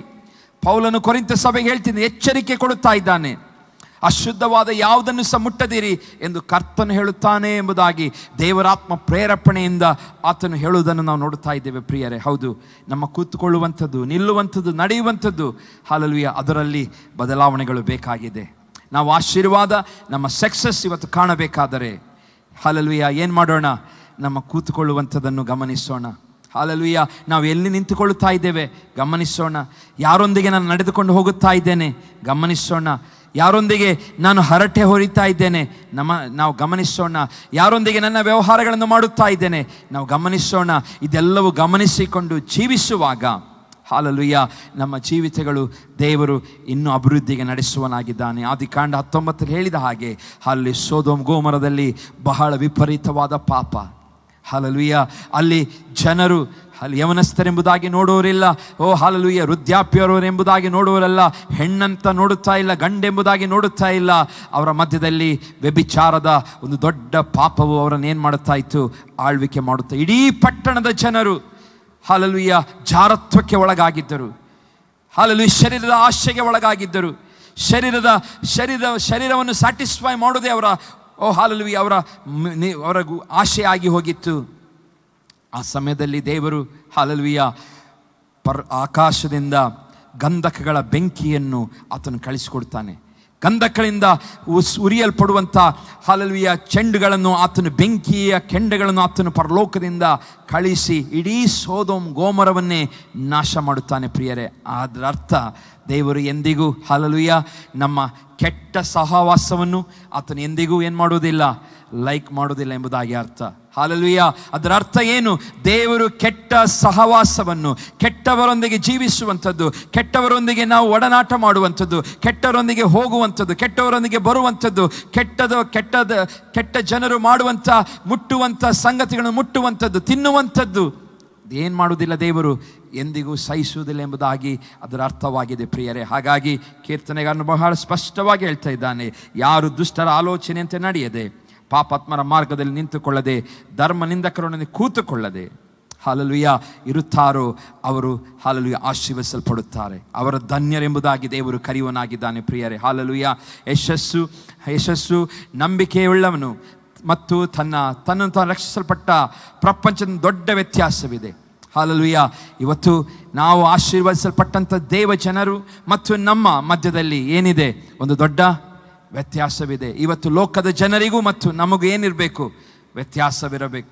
ಅವರ ಹಾಗೆ ನಾವು ಮಾತನಾಡುವುದಲ್ಲ, ಅವರು ಇರೋ ಹಾಗೆ ನಾವು ಜೀವಿಸುವುದಲ್ಲ, ಅವರು ನೋಡುವಂಥದ್ದು ನಾವು ನೋಡುವಂಥದ್ದಲ್ಲ, ಅವರು ಹೇಳುವಂಥದ್ದು ನಾವು ಹೇಳುವಂಥದ್ದಲ್ಲ. ನಮ್ಮ ನಡುವೆ ನೀತಿವಂತನ ನಡುವೆ ಮತ್ತು ದುಷ್ಟನ ನಡುವೆ ಹಾಲೆಲೂಯಾ ವ್ಯತ್ಯಾಸವುಳ್ಳವರಾಗಿ ನಾವು ಜೀವಿಸಬೇಕು. ಇದು ದೇವರು ಬಯಸುವಂಥದ್ದಾಗಿದೆ. ಪ್ರಿಯರೇ, ಹಾಲೆಲೂಯಾ. ಒಬ್ಬ ವ್ಯಕ್ತಿ ಯಶಸ್ಸನ್ನು ಹೊಂದಿದಂಥ ವಿಶ್ವಾಸಿ ಅವನು ಯಾವಾಗಲೂ ಆನಂದದಲ್ಲಿ ಇರುತ್ತಾನೆ ಎಂಬುದಾಗಿ ದೇವರ ವಾಕ್ಯದಲ್ಲಿ ಓದುತ್ತೇವೆ. ಹೇಗಿರುತ್ತಾನೆ? ಆನಂದದಲ್ಲಿರುತ್ತಾನೆ. ಮೊದಲದಾಗಿ ಅವನು ದುಷ್ಟನ ಸಹವಾಸ ಮಾಡದೇ ಇರುತ್ತಾನೆ. ಒಬ್ಬ ವ್ಯಕ್ತಿ ಯಾರೆಲ್ಲ ಯಶಸ್ಸನ್ನು ಕ್ರಿಸ್ತನಿಂದ ಹೊಂದಿಕೊಂಡಿದ್ದಾನೋ ಅಥವಾ ರಕ್ಷಣೆಯನ್ನು ಹೊಂದಿಕೊಂಡ ವಿಶ್ವಾಸಿ, ನಾವು ನೋಡುತ್ತೇವೆ ಆತನು ಮೊದಲದಾಗಿ ದುಷ್ಟರ ಸಹವಾಸದಿಂದ ದೂರವಿರುತ್ತಾನೆ. ಎರಡನೇದಾಗಿ ಒಬ್ಬ ಯಶಸ್ಸನ್ನು ಹೊಂದಿದಂಥ ವಿಶ್ವಾಸಿ ಅಥವಾ ದೇವರಿಂದ ಆಶೀರ್ವದಿಸಲ್ಪಟ್ಟ ವಿಶ್ವಾಸಿ, ಅವನ ಜೀವಿತ ಆನಂದವಾಗಿರುತ್ತದೆ. ಅಂದರೆ ಅವನು ಆ ರೀತಿಯಾಗಿ ಇದ್ದ ನಿಮಿತ್ತವಾಗಿ ಹಾಲೆಲೂಯಾ ಆ ಒಂದು ಒಳ್ಳೆಯ ಆ ನಡವಳಿಕೆಯನ್ನು ಹೊಂದಿದ ನಿಮಿತ್ತವಾಗಿ ಆತನು ಏನನ್ನು ಹೊಂದಿಕೊಂಡಿರ್ತಾನೆ? ಆನಂದವನ್ನು ಹೊಂದಿಕೊಂಡಿದ್ದು. ಇವತ್ತು ನಮ್ಮ ಜೀವಿತಗಳ ಆನಂದವನ್ನು ಕಳೆದುಕೊಂಡಿರೋದಾದರೆ ನಮ್ಮನ್ನು ಒಂದು ಸಾರಿ ನಾವು ಪರೀಕ್ಷೆ ಮಾಡಬೇಕು. ನಮ್ಮ ಆನಂದ, ನಮ್ಮ ಸಂತೋಷ, ನಮ್ಮ ಸಮಾಧಾನ ಹೋಗಲಿಕ್ಕೆ ಕಾರಣಗಳು ಏನು ಎಂಬುದಾಗಿ ನಾವು ಏನು ಮಾಡಬೇಕು? ಪತ್ತೆ ಹಚ್ಚಬೇಕು. We have to search. ನಾವು ನಮ್ಮನ್ನು ನಾವೇ ಅವಲೋಕಿಸಿಕೊಳ್ಳಬೇಕು. ಎಲ್ಲಿಂದ ನನ್ನ ಆನಂದ ಹೋಗುತ್ತಾ ಇದೆ? ಯಾವ ಕಾರಣದಿಂದ ನನ್ನ ಆನಂದವು, ನನ್ನ ಸಂತೋಷವು, ಸಮಾಧಾನವು ಇವತ್ತು ಹೋಗುತ್ತಾ ಇದೆ? ಯಾವುದು ನನ್ನ ಜೀವಿತಗಳಲ್ಲಿ ಸೈತಾನನ್ನು ತಂದು ಹಾಕುತ್ತಾ ಇದೆ? ಯಾವ ವಿಷ ಬೀಜವು ನನ್ನ ಜೀವಿತದಲ್ಲಿ ಇದೆ ಎಂಬುದಾಗಿ ನಾವು ಪರೀಕ್ಷೆ ಮಾಡಿಕೊಂಡು ನಾವು ಜೀವಿಸುವಾಗ ಹಾಲೆಲೂಯಾ ತಿರುಗಿ ನಾವು ಆನಂದ ಪಡೆದುಕೊಳ್ಳುವ ಹಾಗೆ ಮಾಡುತ್ತಾನೆ. ನಾವು ಓದ್ತೇವೆ ಹಾಲೆಲೂಯಾ ದಾವೀದನು ಯಾವಾಗ ವ್ಯಭಿಚಾರ ಪಾಪ ಮಾಡುತ್ತಾನೋ, ಹಾಲೆಲೂಯಾ ವ್ಯಭಿಚಾರ ಪಾಪ ಮಾಡಿ ನಾತಾನ ಪ್ರವಾದಿಯಿಂದ ಮುಖಾಂತರವಾಗಿ ದೇವರು ಎಚ್ಚರಿಸಿದಾಗ ಅವನಿಗೆ ಪರಿಜ್ಞಾನ ಬರುತ್ತದೆ. ದೇವರು ನನಗೆ ಶಿಕ್ಷಿಸುತ್ತಾನೆ. ಒಂದು ವೇಳೆ ನೀನು ದೇವರ ಮುಂದೆ ಕ್ಷಮೆಯನ್ನು ಕೇಳಿದರೆ ನಿನಗೆ ಮರಣವೇ ಬರಬಹುದು ಎಂಬುದಾಗಿ ನಾತಾನನು ಅವನಿಗೆ ಹೇಳುವಾಗ ದಾವೀದನು ಬರುತ್ತಾನೆ. ಬಂದು ದೇವರ ಸನ್ನಿಧಾನದಲ್ಲಿ ಪ್ರಾರ್ಥನೆ ಮಾಡಲು ಪ್ರಾರಂಭಿಸ್ತಾನೆ. ಏನಂತ ಪ್ರಾರ್ಥನೆ ಮಾಡ್ತಾನೆ? ಹಾಲೆಲೂಯಾ 51ನೇ ಕೀರ್ತನೆ ಓದುತ್ತೇವೆ. ಇದನ್ನು ಬಹಳ ಸುಂದರವಾಗಿ ಆತನು ಬರೆದಿದ್ದಾನೆ. ಏನಂತ ಬರೆದಿದ್ದಾನೆ ನಾವು ಓದಿಕೊಳ್ಳೋಣ. 51ನೇ ಕೀರ್ತನೆಯಲ್ಲಿ ಹೀಗೆ ಪ್ರೀತಿ ಸ್ವರೂಪನಾದ ದೇವರೇ, ನನ್ನನ್ನು ಕರುಣಿಸು. ಕರುಣಾನಿಧಿಯೇ, ನನ್ನ ದ್ರೋಹವನ್ನು ಅಳಿಸಿಬಿಡು. ನನ್ನ ಪಾಪಗಳನ್ನು ಸಂಪೂರ್ಣವಾಗಿ ತೊಳೆದು ಬಿಡು. ನನ್ನ ದೋಷವನ್ನು ಪರಿಹರಿಸಿ ನನ್ನನ್ನು ಶುದ್ಧಗೊಳಿಸು. ಹಾಲೆಲೂಯಾ ಪ್ರಾರ್ಥನೆ ಮಾಡುತ್ತಾನೆ, ನನ್ನ ದೋಷವನ್ನು ಪರಿಹರಿಸಿ ನನ್ನನ್ನು ಶುದ್ಧಗೊಳಿಸು ಎಂಬುದಾಗಿ. ಒಬ್ಬ ವಿಶ್ವಾಸಿ ಇವತ್ತು ರಾಜನಾದಂಥ ಅರಸನಾದ ದಾವೀದನು ತನ್ನ ಜೀವಿತದಲ್ಲಿ ಸಕ್ಸಸ್ ಅನ್ನು ಹೇಗೆ ಬರೆಯುತ್ತಾನೆ? ಆತನಿಗೆ ಗೊತ್ತಿತ್ತು, ನನ್ನ ಪಾಪವನ್ನು ದೇವರ ಮುಂದೆ ಅರಿಕೆ ಮಾಡುವಾಗ ದೇವರು ನನ್ನ ಜೀವಿತದಲ್ಲಿ ಸಕ್ಸಸ್ ಸ್ಟೋರಿಯನ್ನು ಬರೆಯುತ್ತಾನೆ. ಹಾಲೆಲೂಯಾ. ಆತನು ಎಲ್ಲಿ ಬೆಳೆದನು? ಒಂದು ಬಡ ಕುಟುಂಬದಲ್ಲಿ. ಆತನು ಬೆಳೆದದ್ದು, ಆತನು ಕುರಿಯನ್ನು ಮೇಯಿಸುತ್ತಾ ಬೆಳೆದನು. ಹಾಲೆಲೂಯಾ. ಆದರೆ ಆತನಲ್ಲಿ ದೇವರ ಪ್ರೀತಿ ಇತ್ತು. ಆತನ ದೇವರ ಮೇಲೆ ವಿಶೇಷವಾದ ಆಸಕ್ತಿ ಮತ್ತು ಅಭಿಷೇಕಿಸಲ್ಪಟ್ಟಂಥ ಒಬ್ಬ ವ್ಯಕ್ತಿಯಾಗಿದ್ದನು. ಆದರೆ ಅಭಿಷೇಕಿಸಲ್ಪಟ್ಟಂಥ ಆ ದಾವೀದನು ಸಹ ಏನು ಮಾಡಿದನು? ತಪ್ಪು ಮಾಡಿದನು. ಹಾಲೆಲೂಯಾ. ತಪ್ಪು ಮಾಡಿದನು. ನಾವೆಷ್ಟೋ ಸಾರಿ ಯೋಚನೆ ಮಾಡ್ತೇವೆ, ಅಭಿಷೇಕಿಸಲ್ಪಟ್ಟವರು ತಪ್ಪೇ ಮಾಡಬಾರದು ಎಂಬುದಾಗಿ. ಆದರೆ ಇಲ್ಲಿ ವಾಕ್ಯ ಓದ್ತೇವೆ, ನಾವು ನೋಡುತ್ತೇವೆ, ಮನುಷ್ಯನು ಹಾಲೆಲೂಯಾ ಈ ಶರೀರ ಮಾಂಸದಲ್ಲಿರುವುದರ ನಿಮಿತ್ತವಾಗಿ ಆತನು ಪಾಪಕ್ಕೆ ಬೀಳುತ್ತಾನೆ. ಆದರೆ ನಮ್ಮ ಹೊಣೆ ಏನಂತ ಹೇಳಿದರೆ, ನಾವು ಏನು ಮಾಡಬೇಕು? ನಮ್ಮ ತಪ್ಪುಗಳನ್ನು ಕರ್ತನ ಮುಂದೆ ಅರಿಕೆ ಮಾಡುತ್ತಾ ಹಾಲೆಲೂಯಾ ನಾವು ನಮ್ಮ ಸಂಬಂಧವನ್ನು ದೇವರೊಂದಿಗೆ ಸರಿ ಮಾಡಬೇಕು ಪ್ರಿಯರೇ. ಹಾಲೆಲೂಯಾ. ಒಬ್ಬ ವ್ಯಕ್ತಿ ಯಶಸ್ಸನ್ನು ಹೊಂದಬೇಕಾದರೆ, ಅವನಲ್ಲಿ ಆನಂದ ತಿರುಗಿ ಬರಬೇಕಾದರೆ ಅವನೇನು ಮಾಡಬೇಕು? ತನ್ನ ಪಾಪಗಳನ್ನು ಕ್ಷಮೆ ಕೇಳಬೇಕು. ಮತ್ತೆ ಅವನು ಇಲ್ಲಿ ವಾಕ್ಯದಲ್ಲಿ ಓದುತ್ತೇವೆ, ಆತನು ದೇವರಲ್ಲಿ ಪ್ರಾರ್ಥನೆ ಮಾಡ್ತಾನೆ, ದೇವರೇ ನನ್ನಿಂದ ರಕ್ಷಣೆಯ ಆನಂದವನ್ನು ನೀವು ತೆಗೆಯಬೇಡ ಎಂಬುದಾಗಿ. ಹಾಲೆಲೂಯಾ. ಮೊದಲನೇದಾಗಿ ಆತನು ಪ್ರಾರ್ಥನೆ ಮಾಡ್ತಾನೆ, ದೇವರೇ ನನ್ನ ಪಾಪಗಳನ್ನು ಸಂಪೂರ್ಣವಾಗಿ ಅಳಿಸಿಬಿಡು. ಮತ್ತು ಎರಡನೇದಾಗಿ ಆತನು ಹೇಳ್ತಾನೆ, ದೇವರೇ ನನ್ನ ದೋಷವನ್ನು ಪರಿಹರಿಸಿ ನನ್ನನ್ನು ಏನು ಮಾಡು? ಶುದ್ಧ ಮಾಡು, ನನ್ನನ್ನು ಶುದ್ಧ ಮಾಡು. ಮತ್ತು ಇಲ್ಲಿ ವಾಕ್ಯದಲ್ಲಿ ಓದ್ತೇವೆ, ನನ್ನ ರಕ್ಷಣಾ 12ನೇ ವಚನದಲ್ಲಿ, ನಿನ್ನ ರಕ್ಷಣಾ ಆನಂದವನ್ನು, ಯಾರು ಕೊಡುವಂಥ ರಕ್ಷಣೆ? ದೇವರು ಕೊಟ್ಟಂಥ ರಕ್ಷಣೆಯ ಆನಂದವನ್ನು ನಾನು ತಿರುಗಿ ಅನುಭವಿಸುವಂತೆ ಮಾಡು ಎಂಬುದಾಗಿ ಪ್ರಾರ್ಥನೆ ಮಾಡುತ್ತಾನೆ. Hallelujah, hallelujah. ಅಂದರೆ ಒಂದು ವ್ಯಕ್ತಿ ತನ್ನ ಜೀವಿತದಲ್ಲಿ ತಪ್ಪನ್ನು ಮಾಡುವಾಗ ಅಥವಾ ಏನೇ ಆತನು ದೇವರಿಗೆ ಅವಿಧೇಯನಾಗುವಾಗ, ದೇವರ ನೀತಿಗೆ ವಿರೋಧವಾದ ಕೆಲಸವನ್ನು ಮಾಡುವಾಗ ಅದರ ಅರ್ಥ ಏನಾಗ್ತದೆ? ನಮ್ಮ ರಕ್ಷಣೆ ಆನಂದ ನಾವು ಕಳೆದುಕೊಳ್ಳುತ್ತೇವೆ, ನಮ್ಮ ರಕ್ಷಣೆ ಆನಂದ ಕಳೆದುಕೊಳ್ಳುತ್ತೇವೆ. ದಾವೀದನ ಜೀವಿತದಲ್ಲಿ ನಾವು ನೋಡುತ್ತೇವೆ, ಆ ಆನಂದವನ್ನು ಹೊರಟು ಹೋದ ಅನುಭವ ಉಂಟಾಗುತ್ತದೆ. ಹಾಗಾಗಿ ಆ ರಕ್ಷಣೆಯ ಅನುಭವದಲ್ಲಿ ಇರುವಂಥ ಆ ವ್ಯಕ್ತಿ ಸಡನ್ನಾಗಿ ಅವನಿಂದ ಆ ರಕ್ಷಣೆಯ ಆನಂದ ಹೋದದ್ದು ಅವನಿಗೆ ಗೊತ್ತಾಗುತ್ತದೆ. ದೇವರ ಮುಂದೆ ಆತನು ಪ್ರಾರ್ಥನೆ ಮಾಡ್ತಾನೆ. ಏನಂತ ಪ್ರಾರ್ಥನೆ ಮಾಡ್ತಾನೆ? ದೇವರೇ ನನ್ನ ರಕ್ಷಣೆ ಆನಂದವನ್ನು ತಿರುಗಿ ಅನುಭವಿಸುವಂತೆ ಮಾಡು, ನನ್ನಲ್ಲಿ ಸಿದ್ಧ ಮನಸ್ಸನ್ನು ಹುಟ್ಟಿಸಿ ನನಗೆ ಆಧಾರನಾಗು. ಅಂದರೆ ಸಿದ್ಧ ಮನಸ್ಸು ಅಂತ ಹೇಳಿದರೆ, ದೇವರೇ ಪದೇ ಪದೇ ಇನ್ನೂ ಅಂಥ ತಪ್ಪುಗಳನ್ನು ಮಾಡದ ಹಾಗೆ ಒಂದು ಸ್ಟ್ರಾಂಗ್ ಮೈಂಡನ್ನು ಕೊಡು, ಸರಿಯಾಗಿ ಯೋಚಿಸುವಂಥ ಮೈಂಡನ್ನು ಕೊಡು, ಸರಿಯಾಗಿ ಹಾಲೆಲೂಯಾ ದ್ರೋಹಿಯಾಗಿ ನಾನು ಬದುಕಬಾರದು ಸ್ವಾಮಿ, ಸಿದ್ಧ ಮನಸ್ಸನ್ನು ನನ್ನಲ್ಲಿ ಹುಟ್ಟಿಸಿ ನನಗೆ ಆಧಾರನಾಗು ಎಂಬುದಾಗಿ, ನನಗೆ ಸಪೋರ್ಟ್ ಆಗಿ ನಿಲ್ಲು, ಎಲ್ಲ ಸಮಯದಲ್ಲಿ ಸಪೋರ್ಟ್ ಆಗಿ ನಿಲ್ಲು ಎಂಬುದಾಗಿ ಪ್ರಾರ್ಥನೆ ಮಾಡುತ್ತಾನೆ. ಹಾಲೆಲೂಯಾ. ಪ್ರಿಯ ದೇವಜನರೇ, ಇವತ್ತು ನಮ್ಮ ಆನಂದವನ್ನು ನಾವು ಕಳೆದುಕೊಂಡಿರುವುದಾದರೆ, ನಮ್ಮ ರಕ್ಷಣೆಯ ಆನಂದವು ನಮ್ಮಿಂದ ದೂರವಾಗಿರುವುದಾದರೆ ನಾವು ಪ್ರಾರ್ಥನೆ ಮಾಡೋಣ, ದೇವರೇ ನನಗೆ ತಿರುಗಿ ರಕ್ಷಣೆಯ ಆನಂದವನ್ನು ನಮಗೆ ಅನುಗ್ರಹಿಸು. ಹಾಲೆಲೂಯಾ. ಮತ್ತೆ ಈ ಆನಂದ ನಮಗೆ ಎಲ್ಲಿಂದ ಸಿಗುತ್ತದೆ? ದೇವರ ವಾಕ್ಯದಿಂದ ನಮಗೆ ಆನಂದವು ನಮಗೆ ಸಿಗುವಂಥದ್ದಾಗಿದೆ. ಹಾಲೆಲೂಯಾ. ಪಶ್ಚಾತ್ತಾಪ ಪಡುವುದರ ಮುಖಾಂತರ ದೇವರು ತಿರುಗಿ ಆನಂದವನ್ನು ಅನುಗ್ರಹಿಸುತ್ತಾನೆ. ಮತ್ತು ಆ ಆನಂದವನ್ನು ನಾವು ಏನು ಮಾಡಬೇಕು? ಅದನ್ನು ಮೇಂಟೈನ್ ಮಾಡಿಕೊಂಡು ಹೋಗಬೇಕಾದರೆ ನಮ್ಮ ಜೀವಿತಗಳಲ್ಲಿ, ನಮ್ಮ ಬಾಯಿಗಳಲ್ಲಿ ದೇವರ ವಾಕ್ಯವು ಹಗಲಿರುಳು ಧ್ಯಾನ ಮಾಡುತ್ತಾ ಇರಬೇಕು. ಹಾಲೆಲೂಯಾ. ಅದನ್ನೇ ಇಲ್ಲಿ ಹೇಳ್ತಾ ಇದ್ದಾನೆ. ಯಾವಾಗ ನಾವು ಧನ್ಯರೆನಿಸಿಕೊಳ್ಳುತ್ತೇವೆ, ದೇವರ ಧರ್ಮಶಾಸ್ತ್ರದಲ್ಲಿ, ಯೆಹೋವನ ಧರ್ಮಶಾಸ್ತ್ರದಲ್ಲಿ ಆನಂದ ಪಡುವನಾಗಿ ಅದನ್ನೇ ಹಗಲಿರುಳು ಧ್ಯಾನಿಸುವನು, ಅವನು ಎಷ್ಟೋ ಧನ್ಯನು. ಹಾಲೆಲೂಯಾ. ದೇವರ ವಾಕ್ಯವನ್ನು ಧ್ಯಾನಿಸುತ್ತಿರಬೇಕೆಂಬುದಾಗಿ ಬಯಸುತ್ತಾ ಇದ್ದಾನೆ ದೇವರು. ಯಾರು? ನೀನು ಒಬ್ಬ ಸಕ್ಸಸ್ ಆಗಿ ಆನಂದ ಹೊಂದಿದ ಒಬ್ಬ ವ್ಯಕ್ತಿಯಾಗಿ ಈ ಭೂಮಿ ಮೇಲೆ ಈ ವಾಸವಾಗಿರಬೇಕಾದರೆ ದೇವರ ವಾಕ್ಯ ಹೇಳ್ತದೆ, ನಮ್ಮ ವಾಕ್ಯದ ಹಾಲೆಲೂಯಾ ಅಧ್ಯಯನ ಅಥವಾ ಧರ್ಮಶಾಸ್ತ್ರದಲ್ಲಿ ನಾವೇನು ಮಾಡಬೇಕು? ಧರ್ಮಶಾಸ್ತ್ರ ಅಥವಾ ಸತ್ಯವೇದ ದೇವರ ವಾಕ್ಯವನ್ನು ನಾವೇನು ಮಾಡ್ತಾ ಇರಬೇಕು? ಹಗಲಿರುಳು ಧ್ಯಾನಿಸುತ್ತಾ ಇರಬೇಕು ಎಂಬುದಾಗಿ ದೇವರು ಬಯಸುತ್ತಾನೆ ಪ್ರಿಯರೇ. ಹಾಲೆಲೂಯಾ. ಅದು ನಮಗೆ ಆಹಾರದ ರೂಪದಲ್ಲಿ ಇರಬೇಕು. ಇವತ್ತು ನಾವು ಹೇಗೆ ದಿನ 3 ಹೊತ್ತು ಊಟ ಮಾಡುತ್ತೇವೆ, ಅದೇ ರೀತಿಯಾಗಿ ಈ ದೇವರ ವಾಕ್ಯ ನಮಗೆ ಆಹಾರದ ರೂಪದಲ್ಲಿ ಇರಬೇಕು. ಆತ್ಮಿಕ ಮನುಷ್ಯನ ಆಹಾರ ಏನಾಗಿದೆ? ದೇವರ ವಾಕ್ಯವಾಗಿದೆ. ಆತ್ಮಿಕ ಮನುಷ್ಯನ ಆಹಾರ ದೇವರ ವಾಕ್ಯವಾಗಿದೆ. ಇವತ್ತು ನಾವು ಎಷ್ಟು ಮೆಡಿಟೇಟ್ ಮಾಡುತ್ತೇವೋ, ಎಷ್ಟು ಅದನ್ನು ಧ್ಯಾನಿಸುತ್ತೇವೋ, ಅಷ್ಟು ನಮ್ಮ ಆತ್ಮಗಳನ್ನು ಏನು ಮಾಡ್ತದೆ? ಅದು ಕಾಪಾಡುವಂಥದ್ದಾಗಿದೆ. ನಮ್ಮ ಮನಸ್ಸನ್ನು ಕಾಪಾಡುವಂಥದ್ದಾಗಿದೆ. ನಮ್ಮ ಕೆಟ್ಟ ಆಲೋಚನೆಗಳನ್ನು ತೆಗೆಯುವಂಥದ್ದಾಗಿದೆ. ನಮ್ಮ ಭಯವನ್ನು ತೆಗೆಯುವಂಥದ್ದಾಗಿದೆ. ನಮ್ಮ ಶಾರೀರಿಕವಾಗಿ ಸೈತಾನ ತರುವಂಥ ಬಲಹೀನತೆಗಳ ಮೇಲೆ ಜಯವನ್ನು ಕೊಡುವಂಥದ್ದಾಗಿದೆ. ನಮ್ಮ ನಂಬಿಕೆಯನ್ನು ಹೆಚ್ಚಿಸುವಂಥದ್ದಾಗಿದೆ. ಓ ಹಾಲೆಲೂಯಾ. ಯಾವ ಸೋಲಿನ ಭಯವು ನಮಗೆ ಇರುವುದಿಲ್ಲ. ಯಾಕೆಂದರೆ ದೇವರ ವಾಕ್ಯವು ನಮ್ಮನ್ನೇನಾಗಿರ್ತದೆ? ಹಗಲಿರುಳು ಧ್ಯಾನಿಸುತ್ತಿರುವಾಗ ಅದು ನಮ್ಮನ್ನು ಕಾಪಾಡುವಂಥದ್ದಾಗಿದೆ ಪ್ರಿಯರೇ. ಅದಕ್ಕೋಸ್ಕರ ಇಲ್ಲಿ ವಾಕ್ಯದಲ್ಲಿ ಓದ್ತೇವೆ, ಯಾರೆಲ್ಲ ಹಗಲಿರುಳು ಧ್ಯಾನಿಸುತ್ತಾರೋ, ದೇವರ ವಾಕ್ಯವನ್ನು ಧ್ಯಾನಿಸುತ್ತಿರುತ್ತಾರೋ ಅವರು ಸ್ವಲ್ಪ ಧನ್ಯರಲ್ಲ, ಎಷ್ಟೋ ಧನ್ಯರು ಎಂಬುದಾಗಿ. ಹಾಲೆಲೂಯಾ. ನೀವೆಷ್ಟೋ ಧನ್ಯರಾಗಬೇಕಾದರೆ, ಆನಂದ ನಿಮ್ಮ ಜೀವಿತದಲ್ಲಿ ಇರಬೇಕಾದರೆ ದೇವರ ವಾಕ್ಯವನ್ನು ಹಗಲಿರುಳು ಧ್ಯಾನಿಸಿರಿ. ಹಾಲೆಲೂಯಾ. ಅದು ನಮಗೆ ಆಹಾರವಾಗಿರಬೇಕು. ಯೋಬ 23 12ನೇ ವಚನ ಓದ್ತೇವೆ.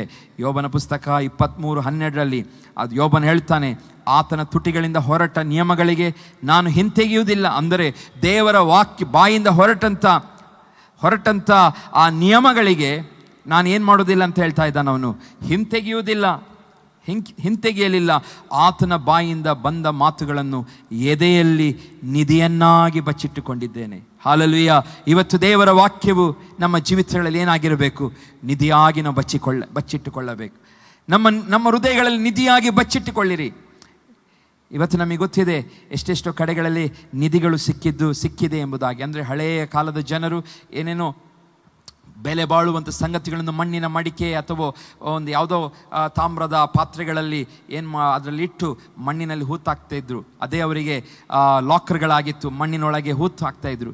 ಅವರು ಸತ್ತು ಹೋದ ಮೇಲೆ, ಅವರ ಪೀಳಿಗೆಲ್ಲ ಆದ ಮೇಲೆ, ಇವತ್ತು ಹಲವು ಯಾರ್ಯಾರು ಏನೆಲ್ಲೋ ಅಗಿತಾ ಇರುವಂಥ ಸಮಯದಲ್ಲಿ ಅವ್ರಿಗೆ ಏನು ಸಿಕ್ಕಿದೆ ಅಂತ ಹಳೆಯ ಸಂಗತಿಗಳು. ಆ ಹಳೆಯ ಸಂಗತಿಗಳನ್ನು ಇವರು ಏನು ಹೇಳ್ತಾರೆ ಜನರು? ನಿಧಿ ಎಂಬುದಾಗಿ ಹೇಳ್ತಾರೆ. ಅಂಥ ಹಿಂದಿನ ಕಾಲದ ಜನರು ಬಚ್ಚಿಟ್ಟಂಥ, ಮಣ್ಣುಗಳಲ್ಲಿ ಬಚ್ಚಿಟ್ಟಂಥ, ಭೂಮಿಯಲ್ಲಿ ಬಚ್ಚಿಟ್ಟ ಸಂಗತಿಗಳು ಇವತ್ತು ನಿಧಿಯಾಗಿದೆ. ಅದೇ ರೀತಿಯಾಗಿ ಪ್ರಿಯ ದೇವಜನರೇ, ಈ ವಾಕ್ಯವು ಬೆಲೆವುಳ್ಳದಾಗಿದೆ. ಇದು ಒಂದು ನಿಧಿಗೆ ಸಮಾನ ಎಂಬುದಾಗಿ ದೇವರ ವಾಕ್ಯ ಇರುತ್ತೇವೆ. ಅದಕ್ಕೆ ಯೋಬನು ಹೇಳ್ತಾ ಇದ್ದಾನೆ, ಈ ಆತನ ಮಾತುಗಳನ್ನು, ಇದು ಯಾರ್ಯಾರೋ ಮಾತಲ್ಲ, ನನ್ನ ಮಾತಲ್ಲ, ಇಲ್ಲಿ ಬಂದಂಥ ಜನರಾಗಿರ್ಬೋದು, ಪ್ರೈಮ್ ಮಿನಿಸ್ಟರ್, ಪ್ರೆಸಿಡೆಂಟ್ ಮಾತು, ಹೋಮ್ ಮಿನಿಸ್ಟ್ರು, ಚೀಫ್ ಮಿನಿಸ್ಟರ್, ಈ ಅವರ ಮಾತಲ್ಲ. ನಾವು ಬಚ್ಚಿಟ್ಟುಕೊಳ್ಳಬೇಕಾದದ್ದು ಯಾರ ಮಾತನ್ನು? ಯೆಹೋವನು ನಮಗೆ ಹೇಳಿದ ಮಾತುಗಳನ್ನು, ಕರ್ತನು ಹೇಳಿದ ಮಾತುಗಳನ್ನು ನಾವು ಏನು ಮಾಡಬೇಕೆಂಬುದಾಗಿ ಕೀರ್ತನೆಗಾರನು ಹೇಳ್ತಿದ್ದಾನೆ. ನಿಧಿಯಂತೆ ಅದು ನಮಗೆ ಆನಂದವನ್ನು ಕೊಡುವಂಥದ್ದಾಗಿದೆ. ಯೋಬನು ಹೇಳ್ತಾನೆ, ಅದನ್ನು ನಿಧಿಯಂತೆ ನಾನು ಬಚ್ಚಿಟ್ಟುಕೊಂಡಿದ್ದೇನೆ. ಆಲ್ರೆಡಿ ಆತನು ಮಾಡಿದ್ದನ್ನು ಹೇಳ್ತಾ ಇದ್ದಾನೆ. ಕೊಂಡಿದ್ದೇನೆ ಅಂದರೆ ಆತನು ಬಚ್ಚಿಟ್ಟುಕೊಂಡಿದ್ದರೆ, ಆತನು ಮನುಷ್ಯನಾಗಿದ್ದ ಒಬ್ಬ ವ್ಯಕ್ತಿ, ನಮ್ಮ ಹಾಗೆ ಇದ್ದಂಥ ವ್ಯಕ್ತಿ, ಆತನಿಗೆ ಆಗಿದ್ದರೆ ನಮಗೂ ಇದೇನಾಗಿದೆ? ಸಾಧ್ಯವಾಗಿದೆ. ಹಾಲೆಲೂಯಾ. ಇವತ್ತು ನಮ್ಮ ಹೃದಯಗಳಲ್ಲಿ ಅದನ್ನು ಬಚ್ಚಿಟ್ಕೊಳ್ಬೇಕು. ಅಲ್ಲಿಯ ಜ್ಞಾನಿಯಾದ ಸೊಲೊಮೋನ ಹೇಳ್ತಾನೆ, ಅದನ್ನು ನಮ್ಮ ವಾಕ್ಯವನ್ನು ಏನು ಮಾಡಬೇಕೆಂಬುದಾಗಿ ಹೇಳ್ತಾನೆ. ನಮ್ಮ ಹೃದಯ ಎಂಬ ಹಲಿಗೆ ಮೇಲೆ ಬರೆದಿಟ್ಟುಕೊಳ್ಳಬೇಕೆಂಬುದಾಗಿ ಆತನು ಹೇಳ್ತಾನೆ. ಇದೆಲ್ಲ ಯಾವಾಗ ನಾವು ಈ ರೀತಿಯಾಗಿ ಮಾಡುತ್ತೇವೋ ನಮ್ಮ ಜೀವಿತಕ್ಕೆ ಆನಂದವು ತಿರುಗಿ ಬರುತ್ತದೆ. ನೀವು ಕಳೆದುಕೊಂಡ ಸಂತೋಷ, ಸಮಾಧಾನವನ್ನು ತಿರುಗಿ ಪಡೆಯುವ ಹಾಗೆ ದೇವರು ಮಾಡುತ್ತಾನೆ ಎಂಬುದಾದ ಉದ್ದೇಶದೊಂದಿಗೆ ನಿಮ್ಮ ಸಂಗಡ ಮಾತನಾಡುತ್ತಿದ್ದಾನೆ. 1 ಪೇತ್ರ 2ನೇ ಅಧ್ಯಾಯ 2ನೇ ವಚನದಲ್ಲಿ ಹೀಗೆ ಓದುತ್ತೇವೆ. 1 ಪೇತ್ರ 2ನೇ ಅಧ್ಯಾಯ 2ನೇ ವಚನ, ಎಲ್ಲ ಥರದ ನಿಂದೆಯನ್ನು ವಿಸರ್ಜಿಸಿ ಹಸು ಮಕ್ಕಳಂತೆ ಪಾರಮಾರ್ಥಿಕವಾದ ಶುದ್ಧ ಹಾಲನ್ನು ಬಯಸಿರಿ. ಇಲ್ಲಿ ಪೇತ್ರನು ಈ ಪಾರಮಾರ್ಥಿಕವಾದ ಶುದ್ಧ ಹಾಲನ್ನು ಬಯಸಿರಿ ಎಂಬುದಾಗಿ ಆತನು ಹೇಳ್ತಿದ್ದಾನೆ. ಅಂದರೆ ಒಂದು ಹಸು ಮಕ್ಕಳು, ನಮಗೆ ಗೊತ್ತಿದೆ, ತಾಯಿ ಎದೆ ಹಾಲನ್ನು ಕುಡಿಯುತ್ತದೆ. ಎಷ್ಟು ಪ್ಯೂರ್ ಆಗಿರ್ತದೆ ಅಂತ ಹೇಳಿದರೆ, ಯಾವೊಬ್ಬ ಸೈಂಟಿಸ್ಟು, ಯಾವ ಒಂದು ಲ್ಯಾಬಲ್ಲಿ ಸಹ ಅಷ್ಟು ಶುದ್ಧ ಮಾಡಲಿಕ್ಕೆ ಆಗೋದಿಲ್ಲ. ಅಷ್ಟು ಶುದ್ಧ ಹಾಲು ದೇವರು ಒಂದು ತಾಯಿಯ ಎದೆಯಿಂದ ದೇವರು ಕೊಡುತ್ತಾನೆ. ಅದೇ ರೀತಿಯಾಗಿ ಒಬ್ಬ ವ್ಯಕ್ತಿ ವಾಕ್ಯವೇ ವಿಷಯಕ್ಕೆ ಬರುವಾಗ ಆತನು ಇದೇ ರೀತಿಯಾಗಿ ಬಯಸಬೇಕೆಂಬುದಾಗಿ ಪೇತ್ರನು ತನ್ನ ಸಭೆಗೆ ಹೇಳ್ತಾ ಇದ್ದಾನೆ. ಹೇಗೆ? ವಾಕ್ಯವನ್ನು ಕೇಳುವಂಥ ನೀವು, ಅಥವಾ ವಾಕ್ಯವನ್ನು ಹುಡುಕಿಕೊಂಡು ಹೋಗುವಂಥ ನೀವು, ಎಲ್ಲಿ ಎಂಥ ವಾಕ್ಯವನ್ನು ಹುಡುಕಬೇಕೆಂಬುದಾಗಿ ಹೇಳ್ತಿದ್ದಾನೆ. ಶುದ್ಧವಾದ ಹಾಲು ಹೇಗೆ ಹಸು ಮಗು ಕುಡಿಯುತ್ತದೋ, ಹೇಗೆ ಬಯಸುತ್ತದೋ, ಅದೇ ರೀತಿಯಾಗಿ ಶುದ್ಧವಾದ ಆಹಾರವನ್ನು ಹುಡುಕಿಕೊಂಡು ಹೋಗಿ ಅದನ್ನು ನೀವು ಸೇವಿಸಿರಿ. ಅಂದರೆ ವಾಕ್ಯವನ್ನು ನೀವು ತೆಗೆದುಕೊಳ್ಳಿ, ಸ್ವೀಕರಿಸಿರಿ. ಎಷ್ಟೋ ಕಡೆ ಕಲಬೆರಿಕೆಯಾಗಿದೆ. ಎಷ್ಟೋ ಕಡೆಗಳಲ್ಲಿ ಸರಿಯಾಗಿ ನಮಗೆ ದೇವರ ಮಾರ್ಗದಲ್ಲಿ ಜೀವಿಸಲು ಬೇಕಾದಂಥ ವಾಕ್ಯಗಳು ಕೊಡುತ್ತಾ ಇಲ್ಲ. ಅಂಥದನ್ನು ಬಯಸದೆ, ಕಲಬೆರಿಕೆಯನ್ನು ಬಯಸದೆ ಶುದ್ಧವಾದಂಥ ಹಾಲನ್ನು ಬಯಸಿರಿ ಎಂಬುದಾಗಿ ಇಲ್ಲಿ ಪೇತ್ರನು ತನ್ನ ಸಭೆಗೆ ಹೇಳ್ತಾ ಇದ್ದಾನೆ, ಎಚ್ಚರಿಸುತ್ತಾ ಇದ್ದಾನೆ. ಅದರಿಂದ ಬೆಳೆಯುತ್ತಾ ರಕ್ಷಣೆಯನ್ನು ಹೊಂದುವಿರಿ. ನೀವು ಈ ಶುದ್ಧವಾದಂಥ ಹಾಲನ್ನು ನೀವು ಸೇವಿಸುವುದರಿಂದ, ಅಂದರೆ ವಾಕ್ಯವನ್ನು ಸ್ವೀಕರಿಸುವುದರಿಂದ ಏನಂತ ಹೇಳ್ತಿದ್ದಾನೆ? ರಕ್ಷಣೆಯನ್ನು ನಾವು ಹೊಂದಿಕೊಳ್ತೇವಂತೆ. ಅದರಿಂದ ಬೆಳೆಯುತ್ತಾ ರಕ್ಷಣೆಯನ್ನು ಹೊಂದುವಿರಿ. ಕರ್ತನು ದಯಾಳುವೆಂದು ನೀವು ಅನುಭವದಿಂದ ತಿಳಿದುಕೊಂಡಿದ್ದಿರಲ್ಲವೋ ಎಂಬುದಾಗಿ ಹೇಳ್ತಾ ಇದ್ದಾನೆ. ಹಲ್ಲೆಲೂಯಾ. ಪ್ರಿಯ ದೇವಜನರೇ, ಇವತ್ತು ದೇವರ ವಾಕ್ಯ ಧರ್ಮಶಾಸ್ತ್ರವನ್ನು ನಾವು ಓದುತ್ತಾ ಇರಬೇಕು, ಹೌದು, ಧ್ಯಾನಿಸ್ತಾ ಇರಬೇಕು, ಹೌದು. ಅದರೊಂದಿಗೆ ಹಲ್ಲೆಲೂಯಾ ಅದನ್ನು ಬಚ್ಚಿಟ್ಟುಕೊಳ್ಳಬೇಕು. ಅದನ್ನು ಹಲಿಗೆ ಮೇಲೆ, ನಮ್ಮ ಹೃದಯ ಎಂಬ ಹಲಿಗೆ ಮೇಲೆ ನಾವು ಬರೆಯಬೇಕು. ಮೂರನೇದಾಗಿ ಪಾರಮಾರ್ಥಿಕವಾದಂಥ ಶುದ್ಧ ಹಾಲನ್ನೇ ನಾವು ಬಯಸಬೇಕೆಂಬುದಾಗಿ ಹೇಳಿ, ಅಂದರೆ ಪ್ಯೂರ್ ಆದಂಥ ದೇವರ ವಾಕ್ಯವನ್ನೇ ನಾವು ಸ್ವೀಕಾರ ಮಾಡಲು ಬಯಸುವವರಾಗಬೇಕು. ಅದನ್ನು ಕೇಳಲು ಬಯಸಬೇಕು, ಅದರಂತೆ ನಡೆಯಲು ನಾವು ಬಯಸಬೇಕು. ಹಲ್ಲೆಲೂಯಾ ಎಂಬುದಾಗಿ ಪೇತ್ರನು ಹೇಳ್ತಿದ್ದಾನೆ. ಹಲ್ಲೆಲೂಯಾ. ಮತ್ತೆ ಇಲ್ಲಿ ಹೇಳ್ತಾ ಇದ್ದಾನೆ, ರೊಟ್ಟಿಯನ್ನು ಹೋಲಿಸಿ ಯೋಹಾನ ಹೇಳ್ತಾ ಇದ್ದಾನೆ. ಯಾರನ್ನು ಹೋಲಿಸಿ ಹೇಳ್ತಿದ್ದಾನೆ? ಯೇಸುವನ್ನು ಹೇಳ್ತಿದ್ದಾನೆ. ಪರಲೋಕದಿಂದ, ಯೋಹಾನ 6:51 ಓದುತ್ತೇವೆ, ಪರಲೋಕದಿಂದ ಇಳಿದು ಬರುವ ಜೀವವುಳ್ಳ ರೊಟ್ಟಿಯು ನಾನೇ. ಯೇಸುವಿನ ಈ ಮಾತುಗಳು ಯೋಹಾನನು ಬರಿತಾ ಇದ್ದಾನೆ. ಏನಂತ ಬರಿತಾ ಇದ್ದಾನೆ? ಪರಲೋಕದಿಂದ ಇಳಿದು ಬರುವ ಜೀವವುಳ್ಳ ರೊಟ್ಟಿಯು ನಾನೇ. ಯೇಸು ಸ್ವಾಮಿ ಹೇಳಿದ ಮಾತು ಇದು, ಜೀವವುಳ್ಳ ರೊಟ್ಟಿಯು ನಾನೇ. ಈ ರೊಟ್ಟಿಯನ್ನು ಯಾವನಾದರೂ ತಿಂದರೆ ಅವನು ಸದಾಕಾಲ ಬದುಕುವನು. ಇದು ಯಾವುದು ವಿಷಯ ಹೇಳ್ತಿದ್ದಾನೆ? ನಾವು ಕರ್ತನ ಭೋಜನದ ಬಗ್ಗೆ ಮಾತನಾಡ್ತಿದ್ದಾನೆ, ಆತನ ದೇಹದ ಬಗ್ಗೆ ಮಾತನಾಡುತ್ತಾ ಇದ್ದಾನೆ. ಯಾರು ಆ ರೊಟ್ಟಿಯನ್ನು ತಿನ್ನುತ್ತಾರೋ, ಅಂದರೆ ಯಾರು ಯೇಸು ಸ್ವಾಮಿಯನ್ನು ಸ್ವೀಕಾರ ಮಾಡುತ್ತಾರೋ, ಹಲ್ಲೆಲೂಯಾ, ಅವರು ಸದಾಕಾಲವೂ ಏನಾಗಿರ್ತಾನೆ? ಬದುಕುತ್ತಾ ಇರುತ್ತಾನೆ. ಆತನಿಗೆ ಹಲ್ಲೆಲೂಯಾ ಮರಣವಿಲ್ಲ. ನಾವು ಈ ದೇಹದ ಬಗ್ಗೆ ಆತನು ಮಾತನಾಡುತ್ತಾ ಇಲ್ಲ. ದೇವರು ನಮಗೆ ಕೊಟ್ಟಂಥ ಆತ್ಮಕ್ಕೆ ಏನಿದೆ? ಆತ್ಮಕ್ಕೆ ಮರಣವಿಲ್ಲ. ಅದು ಯುಗಾಂತರವರೆಗೆ ಜೀವಿಸುವಂಥದ್ದು. ಹಲ್ಲೆಲೂಯಾ. ಈ ಶರೀರ ಮಾತ್ರ ಸತ್ತು ಸಮಾಧಿ ಸೇರುತ್ತದೆ, ಮಣ್ಣಾಗಿ ಹೋಗುತ್ತದೆ. ಆದರೆ ಆತ್ಮವು ದಯಪಾಲಿಸಿದ ವಾಕ್ಯ ಪ್ರಸಂಗಿ ಹೇಳ್ತಾನೆ, ಈ ಆತ್ಮವು ಸತ್ತ ನಂತರ ದಯಪಾಲಿಸಿದಂಥ ದೇವರ ಬಳಿಗೆ ಸೇರುತ್ತದೆ ಎಂಬುದಾಗಿ. ಹಲ್ಲೆಲೂಯಾ. ಆತ್ಮವು ದೇವರ ಬಳಿಗೆ ಸೇರುತ್ತದೆ. ಆದರೆ ವಾಕ್ಯದಲ್ಲಿ ಓದುತ್ತೇವೆ, ಈ ವಾಕ್ಯ ಹಲ್ಲೆಲೂಯಾ, ಈ ಆತ್ಮ, ಶರೀರದಲ್ಲಿ ಇರುವಂಥ ಈ ಆತ್ಮವು ಅದು ಹಲ್ಲೆಲೂಯಾ ಪುಷ್ಟಿಯಾಗಿ ಜೀವಿಸಬೇಕಾದರೆ ನಾವು ವಾಕ್ಯವನ್ನು ಅದಕ್ಕೆ ಏನು ಮಾಡಬೇಕು?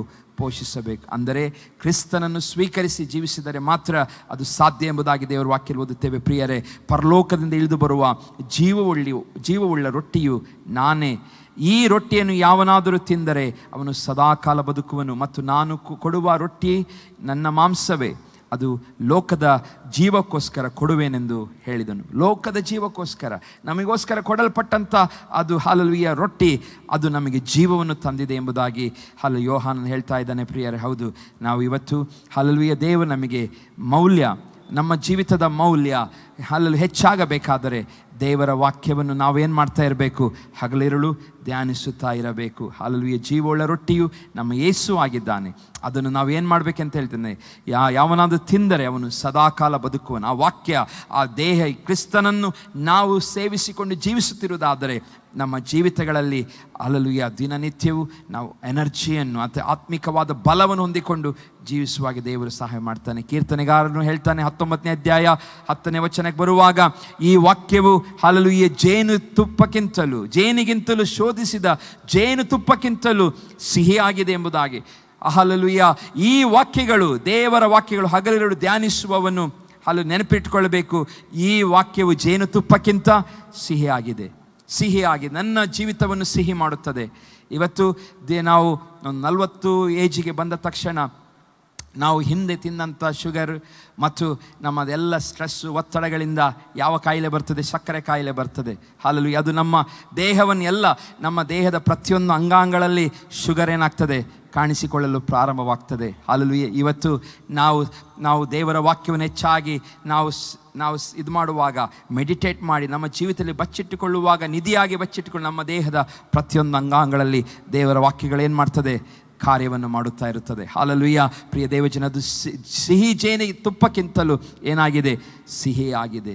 ಮತ್ತು ಈ ವಾಕ್ಯ ನಮಗೆ ಬೆಳಕನ್ನು ಕೊಡುವಂಥದ್ದಾಗಿದೆ. ಪ್ರಿಯರೇ, ಅದಕ್ಕೆ ನಾವು ಕೀರ್ತನೆಗಾರನು ಹೇಳ್ತಾನೆ, ನಿನ್ನ ವಾಕ್ಯವು ನನ್ನ ಕಾಲಿಗೆ ದೀಪವು, ನನ್ನ ದಾರಿಗೆ ಬೆಳಕೂ ಆಗಿದೆ. ಆತನ ವಾಕ್ಯವು ನಮ್ಮ ಕಾಲಿಗೆ ದೀಪ. ನಿಮ್ಮಲ್ಲಿ ನಡೆಯಬೇಕಾದಾಗ, ಕತ್ತಲೆಯಲ್ಲಿ ನಡೆಯುವಂಥ ಸಮಯದಲ್ಲಿ ನಿಮ್ಮಲ್ಲಿ ವಾಕ್ಯವಿದ್ದರೆ ಅದು ನಿಮಗೆ ಏನಾಗ್ತದೆ? ದೀಪವಾಗಿ ಮಾರ್ಪಡುತ್ತದೆ. ನಿಮ್ಮ ಹಲ್ಲೆಲೂಯಾ ಸ್ಟ್ರಗಲ್ ದಾರಿಯಲ್ಲಿ, ನಿಮ್ಮ ಇಕ್ಕಟ್ಟಾದ ದಾರಿಯಲ್ಲಿ ಅದು ನಿಮಗೆ ಮಾರ್ಗವನ್ನು ತೋರಿಸುವಂಥದ್ದಾಗಿದೆ ಎಂಬುದಾಗಿ ದೇವರ ವಾಕ್ಯ ಓದ್ತೇವೆ. ಮತ್ತು ದೇವರ ವಾಕ್ಯ ನಮಗೆ ಗೊತ್ತಿರಲಿ, ನಾವು ಧರ್ಮಶಾಸ್ತ್ರ ಅಥವಾ ದೇವರ ವಾಕ್ಯವನ್ನು ಧ್ಯಾನಿಸುವವರು ನಮಗೆ ಗೊತ್ತಿರಬೇಕು, ಈ ವಾಕ್ಯಗಳು ಏನಾಗಿದೆ? ಸತ್ಯವಾದ ಮಾತುಗಳಾಗಿದೆ. ಇದು ಯಾವುದು ಸುಳ್ಳಲ್ಲ, ಇದು ದೇವರ ಮಾತುಗಳಾಗಿದೆ, ಇದು ದೇವರಿಂದ ನಮಗೋಸ್ಕರ ಕೊಡಲ್ಪಟ್ಟ ಮಾತಾಗಿದೆ ಎಂಬುದಾಗಿ ನಾವು ಯಾವಾಗಲೂ ಪರಿಜ್ಞಾನದಲ್ಲಿಟ್ಟುಕೊಂಡು ನಾವು ಪ್ರತಿದಿನ ಏನೇ ವಚನಗಳನ್ನು ಓದುವಾಗ, ನಾವು ಧ್ಯಾನಿಸುವಾಗ, ಎಂಥದೇ ಕಠಿಣವಾದ ಮಾತುಗಳು ಬರಲಿ, ಎಂಥದೇ ಆಶೀರ್ವಾದ ಮಾತುಗಳು ಬರಲಿ, ಅಥವಾ ಯಾವುದು ತಿದ್ದುವ ಮಾತುಗಳು ಬರಲಿ, ಇದು ನಾವು ಹೇಳಬೇಕು, ಇವತ್ತು ದೇವರು ನನ್ನ ಸಂಗಡ ಮಾತನಾಡುತ್ತಿದ್ದಾನೆಂಬ ಪರಿಜ್ಞಾನ. ಇದು ಸತ್ಯವಾದ ಮಾತು, ದೇವರು ನನ್ನ ಸಂಗಡ ಮಾತನಾಡುತ್ತಿದ್ದಾನೆ ಎಂಬ ಆ ಗ್ರಹಿಕೆಯೊಂದಿಗೆ ನಾವು ಇದನ್ನು ಓದುವಾಗ ನಾವು ಖಂಡಿತವಾಗಿ ಆಶೀರ್ವಾದ ಕಾಣ್ತೇವೆ. ಯೋಹಾನ 17:16 ಓದುತ್ತೇವೆ, ನಾನು ಲೋಕದವನಲ್ಲದೆ ಇರುವ ಪ್ರಕಾರ ಇವರು ಲೋಕದವರಲ್ಲ, ಇವರನ್ನು ಸತ್ಯದಲ್ಲಿ ಸೇರಿಸಿ ಪ್ರತಿಷ್ಠೆ ಪಡಿಸು, ನಿನ್ನ ವಾಕ್ಯವೇ ಸತ್ಯವು ಎಂಬುದಾಗಿ. ಹಾಲೆಲೂಯಾ. ಇಲ್ಲಿ ವಾಕ್ಯದಲ್ಲಿ ಓದ್ತೇವೆ, ಆತನ ವಾಕ್ಯವೇನಾಗಿದೆ? ಸತ್ಯ. ಆತನ ವಾಕ್ಯವು ಸತ್ಯವಾಗಿದೆ. ಈ ಸತ್ಯವಾದ ಮಾತುಗಳನ್ನು ನೀವು ಹಿಡಿದುಕೊಂಡರೆ ನಮ್ಮ ಜೀವಿತವು ಏನಾಗ್ತದೆ? ಸತ್ಯವಾಗುತ್ತದೆ. ಹಾಲೆಲೂಯಾ. ಹೇಗೆ ಒಂದು ಆಹಾರವನ್ನು ನಾವು ತಿನ್ನುವಾಗ ಆಹಾರದಲ್ಲಿರುವಂಥ ಪ್ರೋಟೀನ್ಗಳು, ಹಾಲೆಲೂಯಾ, ವಿಟಮಿನ್ಸ್ಗಳು ನಮ್ಮ ಜೀವಿತಕ್ಕೆ ಎಲ್ಲ ಭಾಗಗಳಿಗೆ ಏನು ಮಾಡ್ತದೆ? ಆರೋಗ್ಯವನ್ನು ತಂದು ಕೊಡುತ್ತದೆ. ಅದೇ ರೀತಿಯಾಗಿ ನಾವು ಈ ವಾಕ್ಯವನ್ನು ನಾವು ಸೇವಿಸುವಾಗ ಅಥವಾ ಈ ಸತ್ಯವಾದ ಮಾತುಗಳನ್ನು ನಾವು ಸ್ವೀಕರಿಸುವಾಗ ನಮ್ಮ ಜೀವಿತದ ಪ್ರತಿಯೊಂದು ನಡವಳಿಯಲ್ಲಿ ಸತ್ಯವನ್ನು ಸತ್ಯಕ್ಕಾಗಿ ನಿಲ್ಲುವ ಹಾಗೆ ದೇವರು ಮಾಡುವನಾಗಿದ್ದಾನೆ ಪ್ರಿಯರೇ. ಹಾಲೆಲೂಯಾ. ಹಾಗಾಗಿ ನಾವು ಧ್ಯಾನ ಮಾಡುವಂಥದ್ದಲ್ಲಿ ಬಹಳ ಜ್ಞಾಪಕದಲ್ಲಿಟ್ಕೊಳ್ಳೋಣ. ನಾವು ದೇವರ ವಾಕ್ಯವನ್ನು ಧ್ಯಾನ ಮಾಡುವಾಗ ಎಲ್ಲ ಅಂಶಗಳು ನಮ್ಮ ಜೀವಿತದಲ್ಲಿ ಅಳವಡಿಸಿಕೊಂಡು ನಾವು ಜೀವಿಸುವುದಾದರೆ ಖಂಡಿತ ಆಶೀರ್ವಾದ ಕಾಣುತ್ತೇವೆ. ಮತ್ತು ದೇವರ ವಾಕ್ಯದಲ್ಲಿ ಓದುತ್ತೇವೆ, ಅದು ಬೀಜವಾಗಿದೆ ಎಂಬುದಾಗಿ, ಇಟ್ಸ್ ಅ ಸೀಡ್ ಎಂಬುದಾಗಿ. ಹಾಲೆಲೂಯಾ. ಸೀಡ್ ಆಗಿದೆ ಎಂಬುದಾಗಿ ದೇವರ ವಾಕ್ಯದಲ್ಲಿ ಓದುತ್ತೇವೆ. ಮನೆಗೆ ಹೋಗಿ ಓದಿ ನೋಡಿ, 1 ಪೇತ್ರ 1:23 ನೀವು ಪುನರ್ಜನ್ಮ ಹೊಂದಿದವರಾಗಿದ್ದೀರಲ್ಲ, ಆ ಜನ್ಮವು ನಾಶವಾಗುವ ಬೀಜದಿಂದ ಉಂಟಾದದ್ದಲ್ಲ, ನಾಶವಾಗದ ಬೀಜದಿಂದಲೇ ಉಂಟಾದದ್ದು. ಅದು ದೇವರ ಸಜೀವವುಳ್ಳ ವಾಕ್ಯದ ಮೂಲಕವಾಗಿ ಉಂಟಾಯಿತು ಎಂಬುದಾಗಿ. ಹಾಲೆಲೂಯಾ.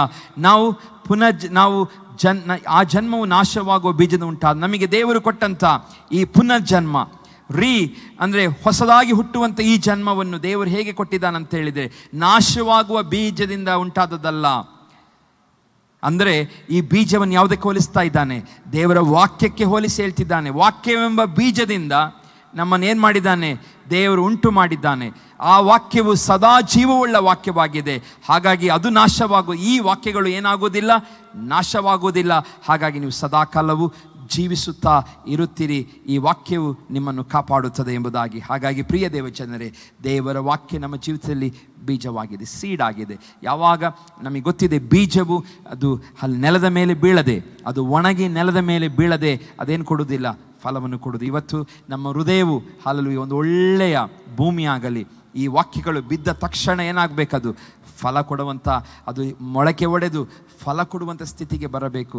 ಇವತ್ತು ನಮ್ಮ ಹೃದಯಗಳನ್ನು ನಾವು ಗಮನಿಸಿಕೊಳ್ಳೋಣ. ಯಾಕೆ ನಮ್ಮ ಜೀವಿತದಲ್ಲಿ ಸ್ಟ್ರಗಲ್, ಯಾಕೆ ಆನಂದ ಕಳೆದುಕೊಂಡಿದ್ದೆ? ಒಂದು ವೇಳೆ ಹೃದಯವನ್ನು ಪರೀಕ್ಷೆ ಮಾಡಿಕೊಳ್ಳೋಣ. ಹೃದಯಕ್ಕೆ ಬೀಳುವಂಥ ವಾಕ್ಯಗಳು ಅದು ಏನಾಗುತ್ತಾ ಇದೆ? ಸೈತಾನನು ಅದನ್ನು ಅಲ್ಲಿ ದಾರಿಯ ಮಗ್ಗಲಲ್ಲಿ ಬೀಳಿಸ್ತಾ ಇದ್ದಾನೆ ದೇವರ ವಾಕ್ಯವನ್ನು, ಅಥವಾ ಇಕ್ಕಟ್ಟಾದ ಮುಳ್ಳಿನ ಮಧ್ಯಗಳಲ್ಲಿ ಬೀಳುವ ಹಾಗೆ ಮಾಡ್ತಾ ಇದ್ದಾನ, ಅಥವಾ ಫಲವತ್ತಾದಂಥ ಭೂಮಿಯ ಮೇಲೆ ಬೀಳುವ ಹಾಗೆ ಮಾಡುತ್ತಾ ಇದ್ದಾನ? ನಾವೇ ಪರೀಕ್ಷೆ ಮಾಡಿಕೊಳ್ಳೋಣ. ಒಂದು ವೇಳೆ ನಾವು ದೇವರ ವಾಕ್ಯಕ್ಕೆ ಅನುಗುಣವಾಗಿ ಇಲ್ಲದೆ ಹೋಗಿದ್ದರೆ ನಾವೇನು ಕಾಣುವುದಿಲ್ಲ? ದೇವರ ಧನ್ಯತೆಗೆ ನಾವು ಬಾಧ್ಯರಾಗುವುದಿಲ್ಲ. ದೇವರ ವಾಕ್ಯದಲ್ಲಿ ಓದ್ತೇವೆ, ಅದು ಕತ್ತಿಯಾಗಿದೆ. ದೇವರ ವಾಕ್ಯವು ಕತ್ತಿಯಾಗಿದೆ. ಇಬ್ರಿಯ 4:12 ಓದುತ್ತೇವೆ, ಯಾಕೆಂದರೆ ದೇವರ ವಾಕ್ಯವು ಅದು ಸಜೀವವಾಗಿದೆ, ಕಾರ್ಯ ಸಾಧಕವಾದದ್ದು, ಯಾವ ಇಬ್ಬಾಯಿ ಕತ್ತಿಗಳಿಗಿಂತಲೂ ಮತ್ತು ಹದವಾದದ್ದು, ಪ್ರಾಣ ಆತ್ಮಗಳನ್ನು ಕೀಲು ಮಜ್ಜೆಗಳನ್ನು ವಿಭಾಗಿಸುವಷ್ಟು ಮಟ್ಟಿಗೂ ತೂರಿ ಹೋಗುವಂಥದ್ದು, ಹೃದಯದ ಆಲೋಚನೆಗಳನ್ನು ಉದ್ದೇಶಗಳನ್ನು ವಿವೇಚಿಸುವಂಥದ್ದು ಆಗಿದೆ. ಹಾಲೆಲೂಯಾ. ದೇವರ ವಾಕ್ಯ ಏನಾಗಿದೆ? ಹಾಲೆಲೂಯಾ ಸಜೀವವಾದದ್ದು, ಕಾರ್ಯ ಸಾಧಕವಾದದ್ದು, ಇಬ್ಬಾಯಿ ಕತ್ತಿಗಿಂತಲೂ ಹದವಾದದ್ದು, ಪ್ರಾಣಾತ್ಮ ಕೀಲುಗಳನ್ನು ಹಾಲೆಲೂಯಾ ಮಜ್ಜೆಗಳನ್ನು ವಿಭಾಗಿಸುವಷ್ಟು ಮಟ್ಟಿಗೂ ತೂರಿ ಹೋಗುವಂಥದ್ದು. ಅಂದರೆ ಅದು ಪಾರ್ಸ್ ಮಾಡಿಕೊಂಡು ಹೋಗ್ತದೆ ಎಲ್ಲವನ್ನು. ಹಾಲೆಲೂಯಾ ಹೃದಯದ ಆಲೋಚನೆಗಳ ಉದ್ದೇಶಗಳನ್ನು ವಿವೇಚಿಸುವಂಥದ್ದು ಆಗಿದೆ. ಪ್ರಿಯರೇ, ಇವತ್ತು ನಮ್ಮ ಜೀವಿತಗಳಲ್ಲಿ ವಾಕ್ಯವನ್ನು ಕಾಪಾಡಿಕೊಂಡು ಜೀವಿಸೋಣ. ಇನ್ನೊಂದು ಕಡೆ ಹಾಲೆಲೂಯಾ ನಾವು ಯೆರೆಮೀಯ 23:29 ದೇವರ ವಾಕ್ಯ ಬಗ್ಗೆ ಹೇಳ್ತಾನೆ. ಯೆರೆಮೀಯನು ಅದು ಸುತ್ತಿಗೆಯಾಗಿದೆ ಎಂಬುದಾಗಿ. ಸುತ್ತಿಗೆ ನಮಗೆ ಗೊತ್ತಿದೆ, ಸುತ್ತಿಗೆ ಕೆಲಸ ನಮಗೆ ಗೊತ್ತಿದೆ. ಅದು ಎಂಥದೇ ಹಾಲೆಲೂಯಾ ಕಠಿಣವಾದಂಥ ವಸ್ತು, ಹಾಳಾದ ವಸ್ತುವನ್ನು ಏನು ಮಾಡ್ತದೆ? ಅದು ಶೇಪಿಗೆ ತರಲಿಕ್ಕೆ ಅದನ್ನು ಉಪಯೋಗಿಸ್ತಾರೆ. ಅದನ್ನು ಶೇಪಿಗೆ ತರಲು ಉಪಯೋಗಿಸ್ತಾರೆ. ಅದೇ ರೀತಿಯಾಗಿ ದೇವರ ವಾಕ್ಯ ಸುತ್ತಿಗೆ ಆಗಿದೆ. ಇವತ್ತು ನಮ್ಮನ್ನು ಶೇಪಿಗೆ ತರುವಂಥದ್ದೇ ದೇವರ ವಾಕ್ಯಗಳು, ದೇವರ ಮಾತುಗಳಾಗಿದೆ ಪ್ರಿಯರೇ. ಹೌದು, ಇವತ್ತು ನಮಗೆ ದೇವರು ಧನ್ಯತೆಯ ಭಾಗ್ಯವನ್ನು ಕೊಡಬೇಕಾದರೆ ದೇವರ ವಾಕ್ಯವೆಂಬ ಸುತ್ತಿಗೆಗೆ ನಮ್ಮನ್ನು ನಾವೇ ಒಳಪಡಿಸಿಕೊಳ್ಳಬೇಕು. ನಾವು ಅದರ ಆ ಬಲಕ್ಕೆ, ಆ ಸುತ್ತಿಗೆಯ ಆ ಬಲಕ್ಕೆ, ಹೊಡೆತಕ್ಕೆ ನಾವು ಒಳಪಟ್ಟರೆ ಮಾತ್ರ ನಾವೇನಾಗ್ತೇವೆ, ಒಂದು ಉತ್ತಮವಾದ ಆಕಾರ. ನಮಗೆ ಗೊತ್ತಿದೆ, ಕಬ್ಬಿಣ ಕೆಲಸ ಮಾಡುವವರು ಅವರ ಕೈಯಲ್ಲಿ ಸುತ್ತಿಗೆ ಇದ್ದೇ ಇರುತ್ತದೆ. ಸುತ್ತಿಗೆ ಇಲ್ಲದೆ ಅವರು ಕೆಲಸ ಮಾಡೋದೇ ಇಲ್ಲ. ಸುತ್ತಿಗೆ ಅವರ ಮೇನ್ ಟೂಲ್. ಇವತ್ತು ವಾಕ್ಯವು ಅದೇ ರೀತಿಯಾಗಿ ಹಲ್ಲೆಲೂಯ ನಮಗೆ ಆಕಾರ ಕೊಡುವಂಥದ್ದಾಗಿದೆ. ವಾಕ್ಯವು ನಮ್ಮ ಜೀವಿತಗಳನ್ನು ಹಲ್ಲೆಲೂಯ ಎಲ್ಲಿ ಸರಿಪಡಿಸಬೇಕು ಅಲ್ಲಿ ಸರಿಪಡಿಸುವಂಥದ್ದಾಗಿದೆ. ಎಲ್ಲಿ ಯಾವುದು ಎಕ್ಸ್ಟ್ರಾ ಪಾರ್ಟ್ಗಳು, ಎಕ್ಸ್ಟ್ರಾವಾದ ಸಂಗತಿಗಳನ್ನು ಆ ಸುತ್ತಿಗೆ ಮುಖಾಂತರ, ಅಂದರೆ ವಾಕ್ಯದ ಮುಖಾಂತರ ಅದು ತೆಗೆಯಲ್ಪಡುತ್ತದೆ.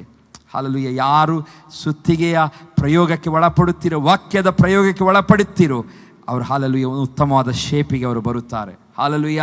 ಸುಂದರವಾದ ಆಕಾರಕ್ಕೆ ಅವರು ಬರುತ್ತಾರೆ ಪ್ರಿಯರೇ.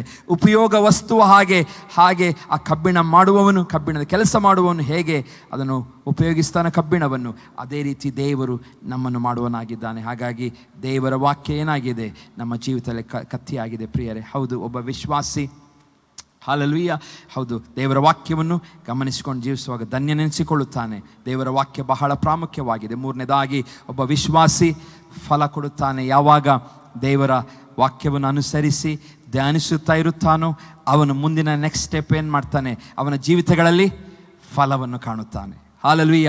ಫಲವು ಅವನ ಜೀವಿತದಲ್ಲಿ ಕಾಣಲ್ಪಡಲು ಪ್ರಾರಂಭವಾಗ್ತದೆ. ವಚನ 3 ಓದುತ್ತೇವೆ, ಅವನು ನೀರಿನ ಕಾಲುವೆಗಳ ಬಳಿಯಲ್ಲಿ ಬೆಳೆದಿರುವ ಮರದ ಹಾಗಿರುವನು. ಅಂಥ ಮರವು ತಕ್ಕ ಕಾಲದಲ್ಲಿ ಫಲ ಕೊಡುತ್ತದಲ್ಲ, ಅದರ ಎಲೆ ಬಾಡುವುದೇ ಇಲ್ಲ, ಅದರಂತೆ ಅವನ ಕಾರ್ಯವೆಲ್ಲವೂ ಸಫಲವಾಗುವುದು. ಹಲ್ಲೆಲೂಯ. ಒಬ್ಬ ವ್ಯಕ್ತಿ ದೇವರ ವಾಕ್ಯವನ್ನು ಅನುಸರಿಸಿ ನಡೆಯುವಾಗ ಹಲ್ಲೆಲೂಯ, ಅವನು ಮೊದಲನೇದಾಗಿ ದುಷ್ಟನೊಂದಿಗೆ ಅವನು ಇರುವುದಿಲ್ಲ, ದುಷ್ಟನೊಂದಿಗೆ ಪ್ರತ್ಯೇಕವಾಗಿರುತ್ತಾನೆ. ಅವನು ದುಷ್ಟನೊಂದಿಗೆ ಕೂತ್ಕೊಳ್ಳುವುದಿಲ್ಲ, ನಿಂತುಕೊಳ್ಳುವುದಿಲ್ಲ, ಆತನು ದುಷ್ಟನ ಯಾವ ಒಡನಾಟದಲ್ಲಿ ಇರುವುದಿಲ್ಲ. ಅವನು ಪ್ರತ್ಯೇಕವಾದ ಜೀವನ ಜೀವಿಸುತ್ತಾನೆ. ಮತ್ತು ದೇವರಿಂದ ಆಶೀರ್ವಿಸಲ್ಪಟ್ಟಂಥ ವ್ಯಕ್ತಿ ಆತನು ಹೇಗಿರ್ತಾನೆ, ಎರಡನೇದಾಗಿ ಅವನು ದೇವರ ವಾಕ್ಯವನ್ನು ಧ್ಯಾನಿಸ್ತಿರ್ತಾನೆ. ದೇವರ ವಾಕ್ಯವನ್ನು ಕತ್ತಿ ಎಂಬುದಾಗಿ ತೆಗೆದುಕೊಳ್ಳುತ್ತಾನೆ. ದೇವರ ವಾಕ್ಯವನ್ನು ಸುತ್ತಿಗೆ ಎಂಬುದಾಗಿ ತೆಗೆದುಕೊಳ್ಳುತ್ತಾನೆ. ದೇವರ ವಾಕ್ಯವನ್ನು ಹಲ್ಲೆಲೂಯ ಚಮಟಿಗೆ ಹೋಲಿಕೆ ಆಗಿದೆ. ಹಲ್ಲೆಲೂಯ. ಹಾಗೆ ದೇವರ ವಾಕ್ಯವು ಬೆಳಕಾಗಿದೆ, ದಾರಿಗೆ ದೀಪವಾಗಿದೆ ಎಂಬುದಾಗಿ ಓದಿದ್ದೆವು. ಹಲ್ಲೆಲೂಯ. ಹೀಗೆ ಒಬ್ಬ ವ್ಯಕ್ತಿ ಒಬ್ಬ ಸಕ್ಸಸ್ ಅನ್ನು ಹೊಂದಿಕೊಂಡಿದ್ದರೆ ಅವನು ಈ ರೀತಿಯಾಗಿ ನಡೆದುಕೊಂಡಿರ್ತಾನೆ. ಒಂದು ವೇಳೆ ಹೊಂದಬೇಕೆಂಬುದಾಗಿ ಬಯಸುವವರು ನೀವು ದೇವರ ವಾಕ್ಯವನ್ನು ಪ್ರಯಾರಿಟಿ ಕೊಟ್ಟು ನೀವು ಅದನ್ನು ಅನುಸರಿಸಿ ನಡೆಯುವುದಾದರೆ ಆಶೀರ್ವಾದ ಕಾಣುತ್ತೀವಿ. ಮೂರನೇ, ಈ ವಾಕ್ಯವನ್ನೆಲ್ಲ ಅನುಸರಿಸಿ ನಡೆಯುತ್ತಿರುವಂಥ ವ್ಯಕ್ತಿ ಮೂರನೇದಾಗಿ ಆತನು ಸಫಲತೆಯನ್ನು ಕಾಣಲು ಪ್ರಾರಂಭಿಸ್ತಾನೆ. ತನ್ನ ಜೀವಿತದ ಉದ್ದಕ್ಕೂ ತನ್ನ ಮಕ್ಕಳಲ್ಲಿ ಸಫಲತೆ, ತನ್ನ ಯೋಚನೆಯಲ್ಲಿ ಹಲ್ಲೆಲೂಯ ಏನು ಆತನು ಯೋಚಿಸುತ್ತಾನೋ ಅದರೆಲ್ಲದರಲ್ಲಿಯೂ ಸಫಲತೆಯನ್ನು ಕಾಣುತ್ತಾನೆ. ಅದಕ್ಕೆ ವಾಕ್ಯ ಓದುತ್ತೇವೆ, ನೀರಿನ ಕಾಲುವೆಗಳ ಬಳಿಯಲ್ಲಿ ಬೆಳೆದ ಮರದ ಹಾಗಿರುವನು. ಒಬ್ಬ ವ್ಯಕ್ತಿ ಸಫಲನಾಗಿ ಇರುವಂಥದ್ದು ಹೇಗೆ, ಅವನಿಗೆ ಏನೋ ಒಂದು ಹಲ್ಲೆಲೂಯ, ಅವನಿಗೆ ಏನೋ ಒಂದು ಆಶೀರ್ವಾದ ಅವನಿಗೆ ಒಂದು ಏನಾಗಿದೆ, ಅಟ್ಯಾಚ್ ಆಗಿದೆ. ಅದೇ ರೀತಿ ಒಂದು ಮರಕ್ಕೆ ಹೋಲಿಸಿ ಕೀರ್ತನೆಗಾರನು ಹೇಳ್ತಿದ್ದಾನೆ, ಒಂದು ಮರವು ನೀರಿನ ಕಾಲುವೆಗಳ ಬಳಿಯಲ್ಲಿ ಬೆಳೆದಿದ್ದರೆ ಅಂಥ ಮರವು ಹೇಗಿರ್ತದಂತೆ, ಹಲ್ಲೆಲೂಯ, ತಕ್ಕ ಕಾಲದಲ್ಲಿ ಫಲ ಕೊಡುತ್ತಾ ಇರುತ್ತದೆ. ತಕ್ಕ ಕಾಲಕ್ಕೆ ಫಲ ಕೊಡಬೇಕಾದರೆ ಅದರ ಹಿಂದೆ ಏನಿರ್ತದೆ, ಅದಕ್ಕೊಂದು ಜೀವವಿದೆ, ಅದಕ್ಕೆ ಎನರ್ಜಿ ಕೊಡುವಂಥ ಒಂದು ಸೋರ್ಸ್ ಇದೆ, ಅದನ್ನು ಬೆಳೆಸುವಂಥ ಶಕ್ತಿಯು ಅದರೊಂದೇ ಪಕ್ಕದಲ್ಲಿ ಇರುವುದರ ನಿಮಿತ್ತವಾಗಿ ಆ ಮರ ಏನಾಗ್ತಾ ಇದೆ, ತಕ್ಕ ಕಾಲದಲ್ಲಿ ಫಲವನ್ನು ಕೊಡುತ್ತಾ ಇದೆ. ಇವತ್ತು ಆ ಫೋರ್ಸ್ ದೇವರು ನಮಗೆ ಕೊಡುವಂಥ ಶಕ್ತಿಯೊಂದಿಗೆ ನಾವು ಅಟ್ಯಾಚ್ ಆಗಿದ್ದರೆ ಮಾತ್ರ, ಅದರೊಂದಿಗೆ ಇದ್ದರೆ ಮಾತ್ರ ನಾವು ಹೇಗೆ ಬದುಕ್ತೇವೆ, ಆಶೀರ್ವಾದವಾಗಿ ಫಲ ಕೊಡುತ್ತಾ ಜೀವಿಸುತ್ತೇವೆ.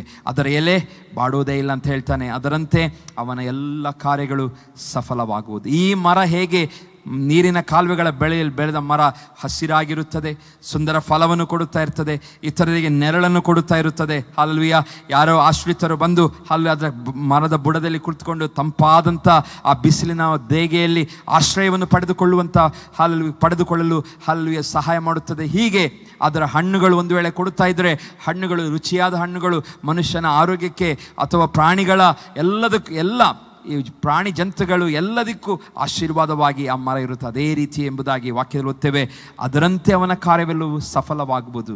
ಅದರಂತೆಯೇ ಆ ಮರವನ್ನು ಹೇಗೆ ದೇವರು ತಾನೇ ಆ ಹಲ್ಲೆಲೂಯ ಅದನ್ನು ಬೆಳೆಸುತ್ತಾನೋ ನಡೆಸುತ್ತಾನೋ ಅದೇ ರೀತಿ ದೇವರು ನಮ್ಮನ್ನು ಸಹ ನಡೆಸುತ್ತಾನೆ ಎಂಬುದಾಗಿ ವಾಕ್ಯದಲ್ಲಿ ಓದುತ್ತೇವೆ.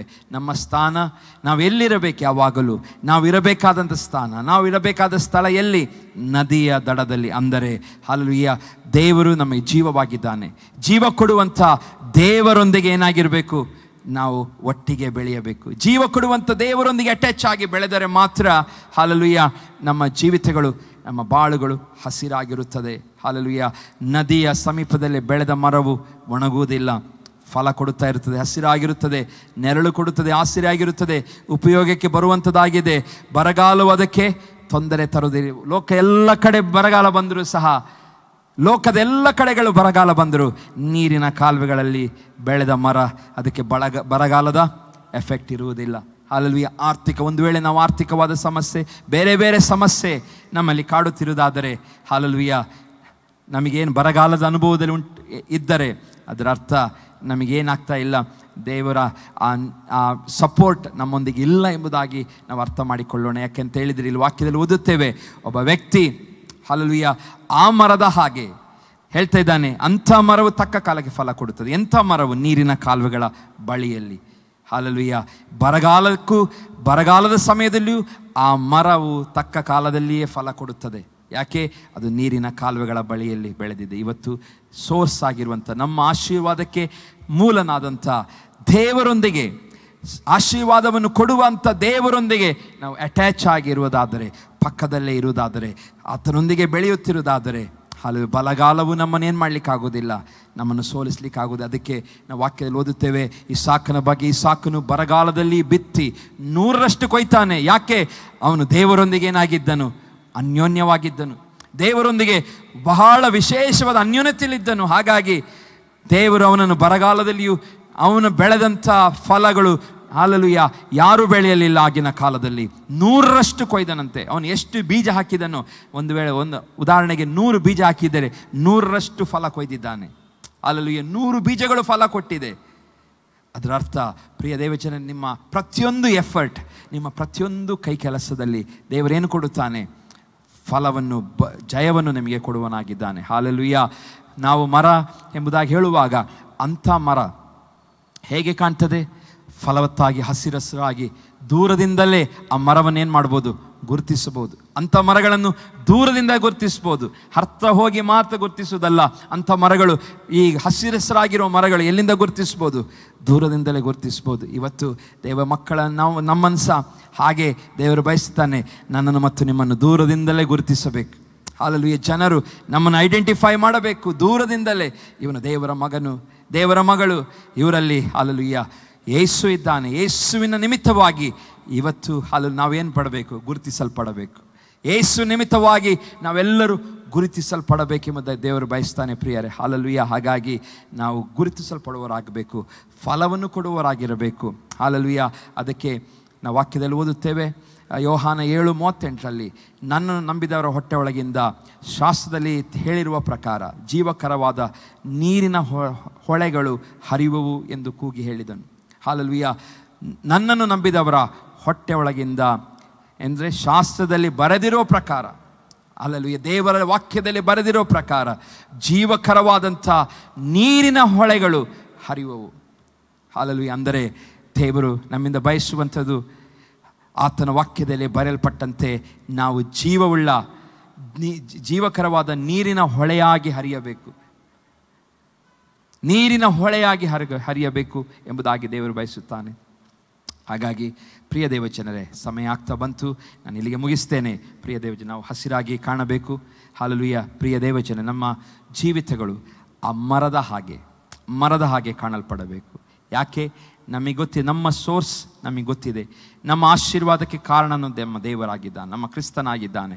ಇವತ್ತು ಆತನೊಂದಿಗೆ ಇರುವಾಗ ನಾವು ಮರದ ಹಾಗೆ ಗುರುತಿಸಲ್ಪಡಬೇಕು. ಮರವನ್ನು ನಾವು ಇನ್ನೂ ಅದನ್ನು ಸ್ಟಡಿ ಮಾಡಲಿಕ್ಕೆ ಹೋದಾಗ, ನೀರಿನ ಕಾಲುವೆಗಳ ಬಳಿಯಲ್ಲಿ ಬೆಳೆದ ಮರ ಹೇಗೆ ಬೆಳೆದಿದೆ ಎಂಬುದಾಗಿ ನಾವು ಒಂದು ವೇಳೆ ಸ್ಟಡಿ ಮಾಡಿದಾಗ ಎಷ್ಟೋ ಸಾವಿರಾರು ಆತ್ಮಿಕ ಅರ್ಥಗಳನ್ನು ನಮ್ಮ ಜೀವಿತಕ್ಕೆ ನಾವು ಅಳವಡಿಸಿಕೊಳ್ಳಬಹುದು. ಎಷ್ಟೋ ಸಾವಿರ ರೀತಿಯಲ್ಲಿ ಅರ್ಥಗಳನ್ನು ಅಳವಡಿಸಿಕೊಂಡು ನಾವು ಅದೇ ಪ್ರಕಾರ ಜೀವಿಸಲು ನಮಗೆ ಸಾಧ್ಯವಾಗುತ್ತದೆ ಪ್ರಿಯರೇ. ಹಾಗಾಗಿ ಹಲ್ಲೆಲೂಯಾ, ಹಸಿರು ಮರ, ಅಲ್ಲೆಲ್ಲೂ ನೀರಿನ ಕಾಲುವೆಗಳ ಬಳಿಯಲ್ಲಿ ಬೆಳೆದ ಮರ, ಅದು ತಕ್ಕ ಕಾಲಕ್ಕೆ ಫಲ. ಅದರಂತೆ ನೀವು ಎಂಬುದಾಗಿ ಹೇಳಿದ್ದಾನೆ.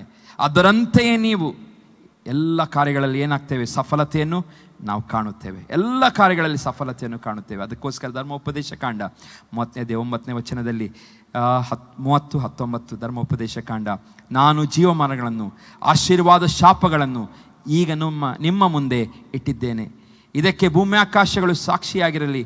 ಆದುದರಿಂದ ನೀವು ನಿಮ್ಮ ಸಂತತಿಯವರು ಬದುಕಿಕೊಳ್ಳುವಂತೆ ಜೀವವನ್ನೇ ಆರಿಸಿಕೊಳ್ಳಿ. ಹಾಲೆಲೂಯಾ.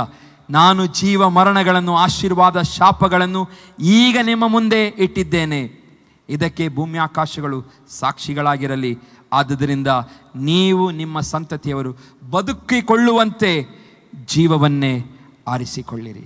ಹಾಲೆಲೂಯಾ. ಇವತ್ತು ನಮಗೆ ಗೊತ್ತಾಯಿತು, ಹಾಲೆಲೂಯಾ, ದುಷ್ಟನ ಹಾಗೆ ಬದುಕುವುದು ಬೇಡ. ವಾಕ್ಯವನ್ನು ಆಧಾರ ಮಾಡಿಕೊಂಡು ಜೀವಿಸೋಣ. ನೀರಿನ ಕಾಲುವೆಯಲ್ಲಿ ಬರೆದ ಮರದ ಹಾಗೆ ಫಲವನ್ನು ಕೊಡುತ್ತಾ ಜೀವಿಸೋಣ. ಹಾಲೆಲೂಯಾ. ಜೀವ ಮರಣಗಳು, ಆಶೀರ್ವಾದ ಶಾಪಗಳು ಈಗ ನಮ್ಮ ಮುಂದೆ ಇದೆ. ಏನು ಆಶೀರ್ವಾದಗಳು ನಮ್ಮ ಮುಂದೆ ಇದೆ, ಶಾಪಗಳು ನಮ್ಮ ಮುಂದೆ ಇದೆ. ಆಯ್ಕೆ ಮಾಡಿಕೊಳ್ಳುವಂಥದ್ದು ನೀವು.